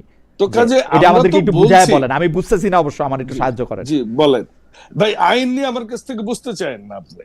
আপনি ল মেকার, আপনি আমাকে লটার প্রেমিসটা বুঝান, আইন না বুঝাইলেও চলবে। আইন আমিও বুঝি না, আমি লয়ের প্রেমিসটা বুঝি। লয়ের প্রেমিস হচ্ছে, আমরা দেখছিলাম যে দলীয় সরকারের অধীনে নির্বাচন ভালো হয় না। তা এখন দলীয় সরকারের অধীনে নির্বাচন ভালো হয় না, কিন্তু বাংলাদেশ হচ্ছে রিপ্রেজেন্টেটিভ গভর্নমেন্ট। এখন রিপ্রেজেন্টেটিভ গভর্নমেন্টের ক্ষেত্রে 1 মিনিট বা 1 দিন বা 1 মাসও অন্য কোনো যেই সরকার আসলে নির্বাচিত না তারা নির্বাচন করতে পারে কিনা, এই মর্মে কোর্টে একটা মামলা উঠলো। সেই মামলা ওঠার পরে 10 জন এমিকাস কিউরি এখানে কথা বলছে, এর মধ্যে একজন বাদে বাকি সবাই বলল যে না, এটা রাষ্ট্রীয় প্রয়োজন, এটা রাখতে হবে। বিচারপতি খায়রুল হকের নেতৃত্বের যে কোর্ট, তারা বলল যে এইটা রাখতে হবে, আরো 2 বার সংসদ চাইলে সেইটার চেহারা কিরকম আছে এটা এরকম করে নিতে পারে। সেটা হচ্ছে শর্ট অর্ডার, মোট 6 লাইন আছে, ওই 6 লাইনের মধ্যে আওয়ামী লীগ একটা সংসদীয় কমিটি করে নাম মাত্রে 1 মিনিট বা 1.5 মিনিট বা 2 মিনিট, ডক্টর মোমেন বাবুল ভাই আপনারা কারেক্ট করেন ইফ আই এম রং, 1-2 মিনিটের মধ্যে, আধা ঘন্টার মধ্যে এটা আইনা এটা পাস করে ফেললো যে তত্ত্বাবধায়ক সরকার ব্যবস্থা বাতিল। আওয়ামী লীগের লোকজন মিষ্টি খাইলো, আওয়ামী লীগের অধীনে 3টা নির্বাচন আমরা দেখলাম, 14, 18, 24। এই হইল প্রেক্ষাপট। এইরকম যাতে আর কখনো না আসে, সেই জন্য জুলাই মাসে সবাই মিলা বৈশা ঠিক করা হইলো যে আমরা আর এর একটা অবশ্যই দলীয় সরকার অধীনে নির্বাচন চাই না, কিন্তু একটা সরকার অন্তর্বর্তী এরকম চাই যাতে কেউ অঙ্ক যোগ বিয়োগ না করতে পারে, যেমন মওদুদ সাহেব করছিল বিএনপি আমলে, যাতে বিচারপতি কে এম হাসান সর্বশেষ সবসময় প্রধান বিচারপতি হয় এবং 65 বছর বয়সে তাকে রিটায়ার্ড করায় দিয়া 66 পর্যন্ত বয়স বাড়াইয়া তাকে সর্বশেষ সবসময় প্রধান বিচারপতি করা হয়েছিল। এই জিনিস যেন আর না করা হয়, ইয়াজউদ্দিন আহমেদকে যাতে এই দায়িত্ব আর না নিতে হয়, সেই জন্য আমরা এরকম একটা ব্যবস্থা করি। এইটা হইল প্রেক্ষাপট ভাই। এখন কোর্ট অর্ডার দিছে যে ত্রয়োদশ সংশোধনী যে বাতিল করা হয়েছিল, সেই বাতিলের রায় বাতিল। এখন আপনারা মিলে একটা আইন করেন, এখন আপনারা বলতেছেন আবার আগের অবস্থায় যাবেন। আমি সরি, আমি ঠিক মতো কইতে পারলাম কিনা জানি না, চেষ্টা করছি। না, আপনি যে ইতিহাস বলছেন এটা অ্যাবসলিউটলি, এটা একদম সাদা চোখে সোজা ইতিহাস বলেছেন। কিন্তু আমরা তো বলছি যে কোর্ট তো এটা স্বাধীন সংসদকে ডাইরেক্ট করেছে, স্বাধীন সংসদ উইল ডিসাইড, কারণ সংসদ তো সার্বভৌম। তো এই সার্বভৌম সংসদে যেটা ডিসাইড হবে সেটি সেই অনুযায়ী আগামীতে চলবে। এখানে এত বিতর্কের তো আমি কোনো অপশন দেখছি না। এখন ইতিহাসে কি হয়েছে ইতিহাসে অনেক কিছু হয়েছে। ইতিহাসে তো জামাত ইসলামও সৎ লোকের শাসন চাইতো, আইনের শাসন চাইতো, সৎ লোকের কি শাসন এখনো চায় না, এখন চাই না বোধ হয়, কারণ এখন আপনি কেমনে জামাতের কথা জানেন ভাই? আমি তো দেখি এখনো চাই, প্রতিটা কথায় ওনারা বলে সৎ লোকের শাসন চায়। শোনেন না, কোরআনের আইন চাই, সৎ লোকের শাসন চাই ওনারা বলেন না, কারণ কোরআনের আইন মানেই তো হচ্ছে আপনার শরিয়া আইন। আইন কোরআনের আইনের বিপক্ষে না তো। আপনি কোন আইন করছেন যেটা কোরআন আইনের বিপক্ষে? হ্যাঁ, ওনারা কখনো পক্ষে কখনো বিপক্ষে না, ওনারা কখনো কোরআনের আইন, আমি কোরআনের আইনের বিপক্ষে বাংলাদেশে কোনো রাজনৈতিক দলের দেখি নাই। বিএনপিও কোরআনের আইনের পক্ষে। আমাদের বাংলাদেশে যত কিছু আইন আছে উনি আইনজীবী মানুষ, কোন আইনি বিপক্ষে। ধর্ম নিয়েও আমার কোনো জ্ঞান চর্চা নাই, তবে মোটামুটি যেগুলো বুঝি ওই সুন্নি ধারায় সেগুলা পালন করার চেষ্টা করি। আমি অত অভিজ্ঞ নয় ডক্টর মুমিনের মতো, কিন্তু আমি এইটুকু বুঝি যে এই ধর্মের বিতর্কে আমি খুবই নাদান। না না, ধর্ম নিয়ে আমরাও বিতর্ক করতে চাই না, কারণ ধর্মের ব্যাপারে তবে এইটুকু বুঝি যে জামাতে ইসলাম যে কথাটা আগে বলতেন যে কোরআনের আইন চাই, সৎলোকের শাসন চাই, এটা বোধহয় জামাতে ইসলাম এখন চাই না। জামাতে ইসলাম কখনো নারীর স্বাধীনতার পক্ষে বলে, কখনো বিরুদ্ধে বলে। এই যে আপনি দেখেন, আমার মনে হয় আমরা ডক্টর মোমিনকে একটু শেষ পর্যায়ে শুনি, আপনার কথা শেষ করলে আমরা যে আপনি মনে করেন যে জামাত ইসলামী তার পজিশন চেঞ্জ করছে, কখনো এই কথা বলে, কখনো এই কথা বলে, এগুলি সব ডক্টর মোমিন দিবেন। আরেকটা জিনিস আপনি বলছেন যে আপনি যদি শেষ করেন তাহলে আমরা আপনি শেষ কথাটা একটু বলেন। জি আচ্ছা, তাহলে ওই যেহেতু ডক্টর মোমিন একটু বললেনই, তাহলে আমি একটু ওনাকে বলি কিরকম দ্বিচারিতা তারা করে, এটা একটু তাহলে তো বলতে হবে, অল্প একটু করে, তাই না? হ্যাঁ, তো জামাত ইসলাম তো সবসময় দ্বিচারিতা করে আসছে। এই যে কখনো ইরানের ইসলামী ওনাদের ইসলাম, আবার কখনো মওদুদির ইসলামী ইসলাম, আবার না মওদুদির সবকিছু ওনারা মানেন না, আবার ওনারা ইরানের সবকিছু মানেন না, ওনারা কোরআনও মানেন না, ওনারা আপনাদের ইসলাম কোনটা? আপনাদের ইসলাম কোনটা? আমাদের ইসলাম হচ্ছে যেটা কোরআন আর হাদিস বলে, যেটা কোরআন দিয়ে গেছে, যেটা মহানবী সাল্লাল্লাহু আলাইহি ওয়াসাল্লাম। এখন মওদুদি সাহেব ইরানের, আর আমরা তো ইরানের যে দ্বাদশ ইমাম আছেন তারা কেউ কোরআনের বাইরে কথা বলছে? যদি আপনাদের ইসলাম বলেন তাহলে আমার এখানে কথা আছে। বিএনপি হচ্ছে ধর্মীয় মূল্যবোধের দল, ইসলামী মূল্যবোধের দল। আপনি যখন জামাতে ইসলামের ইসলাম বলেন তখন আমি বিএনপির ইসলামটা জিজ্ঞেস করতে পারবো না? না, জামাতে ইসলাম তো তারা ইসলামের দল রে ভাই, আমরা তো ইসলামের দল। আমি আপনারা কিসের দল? আমরা সকল ধর্ম, মত, পথ, সমতল, পাহাড়ি, আমরা যখন সংবিধানে বিসমিল্লাহ যুক্ত করছিলেন তখনও এটা মনে রাখাই সকল ধর্মমত যুক্ত করে এটা করছিলেন। শোনেন, সংবিধানে বিসমিল্লাহ আমরা যুক্ত শুধু করিনি, এবার সংসদেও আমরা লা ইলাহা ইল্লাল্লাহ মুহাম্মাদুর রাসূলুল্লাহ করেছি। আমরা সকল এটা কোরআনে কোথায় আছে যে সংবিধানে বিসমিল্লাহ যুক্ত করবেন? কোরআনে কোথায় আছে? এখন ভাই কোরআনে কোথায় আছে আমি টকশো করব বলেন? টকশো করব খালিদ মহিউদ্দিন? ওকে, আমার কাছে মনে হয় না তো। হ্যাঁ জি বলেন। না, আমার মনে হয় যে আপনি যদি সমাপনী কথা বলেন, আপনি বেশ কিছু কথা বলছেন, আমরা একটু ডক্টর মোমেনের কাছ থেকে 2 মিনিট এটা জানতে চাইবো, যে কারণ কিছু কথার সাথে আমি আসলে একমত। যেমন আমি বাবুল সাহেব যেটা বলছেন যে সংসদ যেহেতু মানে যেহেতু তারা ল মেকার, সেহেতু আপনিও কিছুটা এটাতে আসলে আগে বলছেন যে কোর্ট তো বলছে সংসদকে এটা ঠিক মতো করে করতে, তো সংসদ যেরকম মনে করে সেরকম করবে, এই ব্যাপারে আমি আপনার সাথে একমত। আর 2 হচ্ছে যে আপনাকে বিভিন্ন সময় বিভিন্ন অবস্থান আপনারা নেন, সেই কথা বলছেন। আমি জানি না যে বাবুল ভাই এতক্ষণ আমাদের কথা শুনতেছিলেন কিনা, কারণ আমরা এই ব্যাপারটাই আসলে বলতে চাইছিলাম। এবং আমি মনে করি যে প্রত্যেকটা মানুষেরই বিভিন্ন কথা বলার রাইটও আছে। সবসময় একরকম কথাই বলবে নাকি? মানে শনিবার আইসাও কি বলবে আজকে শুক্রবার? দিন চেঞ্জ হয়, সময় চেঞ্জ হয়, সবই তো চেঞ্জ হয়, এটা তো বলতেই পারে। হাউএভার আমরা জনাব নকিবের কাছ থেকে আমরা 2 মিনিটে না আমি বলেন এই যে চেঞ্জিং গুলো বলবো না। আচ্ছা বলেন, আচ্ছা 1 মিনিট বলেন। সেটা হচ্ছে শোনেন, জি বলেন। কেন এই চেঞ্জের কথাগুলো বলছি, কারণ ইসলাম আর রাজনীতি, ডেমোক্রেসি আলাদা। এখন আসেন আমি আপনাকে ডেট বলি। 26শে সেপ্টেম্বর 2010-এ কি বললেন? ভারত আমাদের বন্ধু। কে বললেন? জামাতের আমির। 13ই নভেম্বর 2024-এ জামাতের আমির বললেন জামাত কখনো ভারত বিরোধী ছিল না। 1 জানুয়ারি 2026-এ জামাতের আমির বললেন ভারতীয় কূটনীতিকদের সাথে গোপন বৈঠক করা হয়েছে। 16ই জুলাই 26-এ আমরাই একমাত্র রাজনৈতিক দল যাদেরকে ভারত পছন্দ করে না। তাহলে ভারত বিরোধিতা, ভারত সখ্যতা, এই শুধু ভারত ইস্যুতেই আমার মনে হয় ডক্টর মোমেন এই সবগুলি ব্যাপারটা নিয়ে বলবেন। আমি ডক্টর মোমেন, আপনি প্লিজ, আমি কোনো ইন্টারাপ্ট করবো না, কিছু করবো না, কারণ অনুষ্ঠানটার মধ্যে হচ্ছে যে আপনার সাথে অনেক মানে কি বলবো, অনেকগুলি বিষয় একটু আলাদা আলাদা কথা হয়ে গেছে, যেটা আসলে আর আমি এটা করতে চাই না। আমরা দর্শকদের কাছে জানতে চাইছিলাম যে আওয়ামী লীগ নেতারা যাতে নির্দলীয় প্রতীকের স্থানীয় নির্বাচনে প্রার্থী হতে না পারে, নির্বাচন কমিশনকে সে প্রস্তাব দিয়েছে জামাতে ইসলামী। প্রিয় দর্শক, এই অবস্থাকে সঠিক বলে মনে করেন কিনা? শতকরা 57% দর্শক এটাকে সঠিক বলে মনে করেছেন, শতকরা 43% সঠিক মনে করেন নাই। 16,000 দর্শক ভোট দিয়েছেন। জনাব ডক্টর মোমেন, নাজিবুর রহমান মোমেন, আপনি শুনলে খুশি হবেন। আমাদের একজন দর্শক শিরিন আক্তার, উনি বলতেছেন যে জামায়াতকে কিছু কইলে খালেদ মহিউদ্দিনের ফসকা পড়তেছে, অর্থাৎ আমি খুব আমি জানি না। হাওয়েভার ডক্টর মোমেন, আচ্ছা যদি বলেন। জি হ্যাঁ, শোনেন, এই যে আপনি বলছেন বাবুল ভাই বিরোধিতার খাতিরে বললেন আমাদের ইসলাম আর ওনাদের ইসলাম বলে আলাদা। আসলে আমাদের ইসলাম ওনাদের ইসলাম আলাদা না, বুঝছেন?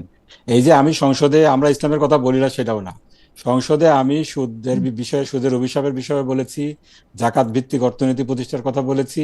ওনাদের নওশাদ জমির ভাই ব্যারিস্টার আন্দালিব পার্থ, ওনারাও কিন্তু আমাদের সমর্থনে এই কথাগুলো বলেছেন। এক্ষেত্রে আমাদের ইসলামের পার্থক্য আর ওনাদের ইসলাম আলাদা আমি এরকম মনে পার্থক্য করি না। আছে ভাই, শোনেন আমি শেষ করি, আপনার সময় আচ্ছা, আমি ইন্টারাপ্ট করি না, আচ্ছা শেষ করুক, শেষ করুক, ইন্টারাপ্ট করি নাই। শেষ করুক। আমি মনে করি ইসলামের ইজারা আমরাও নেই নাই, কেউ নেয় নাই। কোরআন কি বলছে ইসলাম এই সমাজ সম্পর্কে, রাষ্ট্র সম্পর্কে কার কি দায়িত্ব, এটা খুব পরিষ্কার। কোরআনের তো চেঞ্জ হবে না, হাদিসেরও চেঞ্জ হবে না। এটার আলোকে আপনারা যদি যাকে মনে করেন এক্সপার্ট তাকে ডেকে আনেন, সেটার আলোকে এটা বাস্তবায়ন করেন, আমাদের কোনো সমস্যা নেই। আচ্ছা, এটা গেল। তত্ত্বাবধায়ক সরকার নিয়ে যেটা হয়েছে, এখানে একটু মনে হয় বোঝার ভুল বুঝাবুঝি আছে। সংবিধান যেহেতু 13তম সংশোধনী বাতিল মানে আবার রিস্টোর্ড হয়েছে, যার কারণে তত্ত্বাবধায়ক সরকার ব্যবস্থা ফিরে এসেছে এবং পুরানো ফর্মে ফিরে এসেছে। এখন জুলাই সনদে আপনি কারেক্টলি বলেছেন আমরা কিছু কিছু বিষয়ে ঐক্যমত্য পোষণ করেছি। এক্ষেত্রে একটা ক্ষেত্রে শুধু নোট অফ ডিসেন্ট ছিল। আপনি যেটা বলছেন যে কোনো নোট অফ ডিসেন্ট ছিল না, সেটা না। বিএনপি একটা বিষয়ে নোট অফ ডিসেন্ট দিয়েছে এবং তাদের নির্বাচনী ইশতেহারেও কিন্তু বিষয়টা উল্লেখ করেছে। তারা আপনি যেভাবে বলছেন বিচার বিভাগের কোনো সংশ্লিষ্টতা তারা পছন্দ করছেন না এই তত্ত্বাবধায়ক সরকারের মধ্যে, যার কারণে ওনারা ওই যে তত্ত্বাবধায়ক সরকারের সিলেকশন পদ্ধতিতে প্রথম কমিটিতে থাকবেন সরকার সংসদীয় নেতা, বিরোধী দলীয় নেতা, প্রধান দ্বিতীয় বিরোধী বড় বিরোধী দলীয় নেতা, এরপরে স্পিকার, ডেপুটি স্পিকার। এটার পরে যেটা হবে সেটা হলো যে এখানে যদি তারা ঐক্যমত্যে পৌঁছতে না পারেন, সেক্ষেত্রে বিচার বিভাগ থেকে, অ্যাপিলেট ডিভিশন থেকে আপনার বিচারপতিদের নেওয়া হবে প্রধান বিচারপতির সিলেকশনে। সেখানে যে কিন্তু বিএনপি নোট অফ ডিসেন্ট দিয়েছিল যে যদি কোনো দল নির্বাচনী ইশতেহারের মাধ্যমে ম্যান্ডেট পায় তাহলে এটার বিরোধিতা তারা করতে পারবে, এটার বিরোধে তারা মানে ল করতে পারবে। তো এই স্টেপটা কিন্তু ওনাদের স্কিপ করার সুযোগ রয়েছে, কিন্তু তারপরের স্টেপে কিন্তু ওনারা আবার এগ্রি করেছেন কোনো মতেই যদি কোনো ধরনের ঐক্যমত্য প্রতিষ্ঠিত না হয় তাহলে আপনার রিটায়ার্ড চিফ জাস্টিস তিনি তত্ত্বাবধায়ক প্রধান হবেন। তো এখন আমাদের সামনে যেটা বিষয়, আমি যেটা মনে করি যে আমাদের জুলাইয়ের সনদ কিভাবে বাস্তবায়ন হবে, গণভোটের রায় কিভাবে বাস্তবায়ন হবে, এগুলা নিয়ে কিন্তু অনেক ধরনের মতপার্থক্য আমরা দেখছি। কিন্তু আমি যেটা মনে করি খুব প্যাশনেটলি, আমি খালি জামাত ইসলামের সদস্য কিংবা হিসাবে না, যে আমাদের গত 30 বছরের রাজনৈতিক সংঘাতের মূলে কিন্তু ছিল ইলেকটোরাল সিস্টেম, এবং তত্ত্বাবধায়ক সরকারের ব্যবস্থায় কিন্তু বারে বারে ফিরে এসেছে মানে আলোচনার মধ্যে। এবং গত 18 বছরের ফ্যাসিজম আমরা দেখেছি তত্ত্বাবধায়ক সরকারকে একটু সংক্ষিপ্ত করবেন ভাই। হ্যাঁ, সংক্ষিপ্ত বাইপাস করার কারণেই হয়েছে। এখন বিএনপি যদি জুলাইয়ের সনদ বলেন, যেটাই বলেন, তত্ত্বাবধায়ক সরকার নিয়ে আবার যদি এখন যদি আইন না করে আবার 2 বছর, ওনারা যেটা বলছেন যে সংবিধান সংশোধনের জন্য ওনারা একটা কমিটি করেছেন, সেই কমিটি নাকি আবার বিভিন্ন স্টেক হোল্ডারদের সাথে আলাপ করবেন। মানে জুলাই সনদে আমরা যে বিষয়ে ঐক্যমত্য পোষণ করেছি, জনগণ যেটার ব্যাপারে রায় দিয়েছে, এটাকে আবার চেঞ্জ করার কিংবা সময় ক্ষেপণের জন্য ওনারা আলোচনার দ্বারটা উন্মোচন করছেন। এটা করে যদি সময় ক্ষেপণ করা হয়, এরপরে 2-3 বছর পরে আবার যদি আমরা তত্ত্বাবধায়ক বিল টানার চেষ্টা করি, সেক্ষেত্রে কিন্তু ওই প্রশ্নটা আবার এসে যাবে। কিন্তু আমার কাছে মনে হয় পছন্দনীয় ব্যক্তিকে তত্ত্বাবধায়ক সরকার করার জন্য আমার কাছে মনে হয় যেই অপরাধ বিএনপি এখনো করে নাই, ভবিষ্যতে করতে পারে, ওইটার উপর ভিত্তি করে বিএনপি কে একিউজ করা হচ্ছে কিনা। না, আমি একিউজ ভাবে করছি না। আমি যেটা বলতে চাচ্ছি, ওনারা যদি আবার এই যে তত্ত্বাবধায়ক সংবিধান সংশোধন কমিটি যে করলেন, এরা যদি আবার আলোচনার নামে সময় ক্ষেপণ করে, তাহলে কিন্তু এটা আবার রাজনৈতিক সংঘাতের জন্ম দিবে। একটা কিন্তু রেড লাইন এখানে ড্র করতেই হবে, যে জুলাই সনদ আমরা বলছি গণভোট যেহেতু জনগণ দিয়েছে, জনগণ বলেছিল তখন এই জুলাই সনদ বাস্তবায়ন আদেশ হয়েছে, সংস্কার পরিষদ করে হবে। ঠিক আছে, আপনারা বলছেন যে না আপনারা সংবিধান সংশোধন করে করবেন, ফাইন, করে দেখান জনগণকে যে জুলাই সনদের ব্যাপারে আপনাদের commitment কি। কিন্তু যদি তত্ত্বাবধায়ক সরকার নিয়ে কোনো ধরনের টালবাহানা হয়, আমি বলছি যে এটা দেশের জন্য ভালো হবে না। আমি কোনো সেটাই ধরনের বলতে চাচ্ছি। টালবাহানা হওয়ার তো সুযোগ নাই, কারণ সবচেয়ে লিস্ট যেটার ক্ষেত্রে হলে আমরা যেটা লিস্ট, সেইটা লিস্ট হচ্ছে যে ত্রয়োদশ সংশোধনী আবার রিইনস্টেট হয়েছে। এখন যেভাবে আছে দ্যাটস ফাইন, কিন্তু যদি আপনি 2 বছর পরে আবার এটা তো ভালোর দিকেই যাইতে বিএনপি বলতেছে, যাওয়া উচিত। খারাপটা আপনারা শুধু 2 বছর আশঙ্কাই পরে, করতেছেন 2 না, বছর যে না, আশঙ্কা কেন করছি বলি, যে অপরাধ 2 বছর বিএনপি পরে- করে নাই সেই পাপও তার দায়ভার তারা শোনেন, নিচ্ছে। এখানে ব্রুট মেজরিটি ওনাদের আছে, ঠিক আছে, আশঙ্কা কিন্তু সেই জায়গায় আছে। ওনারা আলোচনার দ্বার উন্মুক্ত করার মানে কি, জনগণ চাচ্ছে এটা, আমি শেখ হাসিনা কি বলছিল সেইভাবে যদি ওই পথে হাঁটে 2 বছর পরে যদি ওনারা আপনি এদিকে বরং change এর দিকে যায়। মানে এটা নাইসলি বলছেন যে ওনারা দেখতে চাইতেছেন যে বিচার বিভাগ বাদেও, কারণ আপনি যদি আমি শিওর আপনি এটা পড়ছেন, আপনি যদি দেখেন যত এমিকাস কিউরিরা তত্ত্বাবধায়ক সরকার বা বিচার বিভাগের তাতে অংশগ্রহণ নিয়ে কথা বলছেন, তাদের বেশিরভাগই কিন্তু বলছেন যে এতে করে কিন্তু আমাদের বিচার বিভাগ একটা সাংঘাতিক ঝামেলার মধ্যে পড়তেছে, চাক আর না চাক। তো সেইটা যদি আলোচনা করে ঠিক করা যায়, কথার কথা বিআরটিসির চেয়ারম্যানদের যদি তত্ত্বাবধায়ক সরকার ব্যবস্থার প্রধান বানাইতে আপনারা সবাই একমত হন, অসুবিধা কি? বিচার বিভাগকে যদি সেই কারণে রক্ষা করা যায়, কোনো সমস্যা নাই। কিন্তু সেইটার আমি কাউকে অ্যাকিউজ করছি না, জি। আমি কাউকে অ্যাকিউজ করছি না, আমি সতর্কবার্তা দিচ্ছি। Okay. আমাদের গত 30 বছরের রাজনৈতিক যে টার্মোয়েল, এটার পিছনে তত্ত্বাবধায়ক নিয়ে ডিসএগ্রিমেন্ট, আবার যদি সেই ডিসএগ্রিমেন্টের রাস্তা ওপেন করা হয়, দ্যাট উইল আমার বি মনে হয় এটা অত্যন্ত চমৎকার বলছেন nation. ডক্টর মোমেন। আপনি কি একটা লাইন বলবেন বাবুল ভাই? আপনাকে মনে হচ্ছে যে আপনি একটা লাইন বলতে চান, যদিও মানে ধন্যবাদ। জি। মানে এটা ইট ওয়াজ এ গ্রেট না, এটা ডিসকাশন খুবই খুবই খুবই সুন্দর উনি বলছেন যে তবে যা আছে আমি ভালো আছে, মোমিন এর চেয়ে সাহেবকে- খারাপ না হলে উনি খুশি। জি, ডক্টর মোমিনকে একটা কথা বলি, আপনারা আবার চেঞ্জ হয়েন না, কারণ আপনারা 47-এ চেঞ্জ হয়েছিলেন, এক পক্ষ আবার নতুন করে একটা টকশোর জায়গা খুঁজতেছেন। বাবুল ভাই, আপনাকে অনেক ধন্যবাদ। আমি কনক্লুশন টানবো, জি, জি। কাজে আপনারা 24-এ যে শোনেন, অবস্থান নিয়েছেন, আমরা চেঞ্জ হই এখানে নাই, থাকেন। আমরা আমারও 96 সালে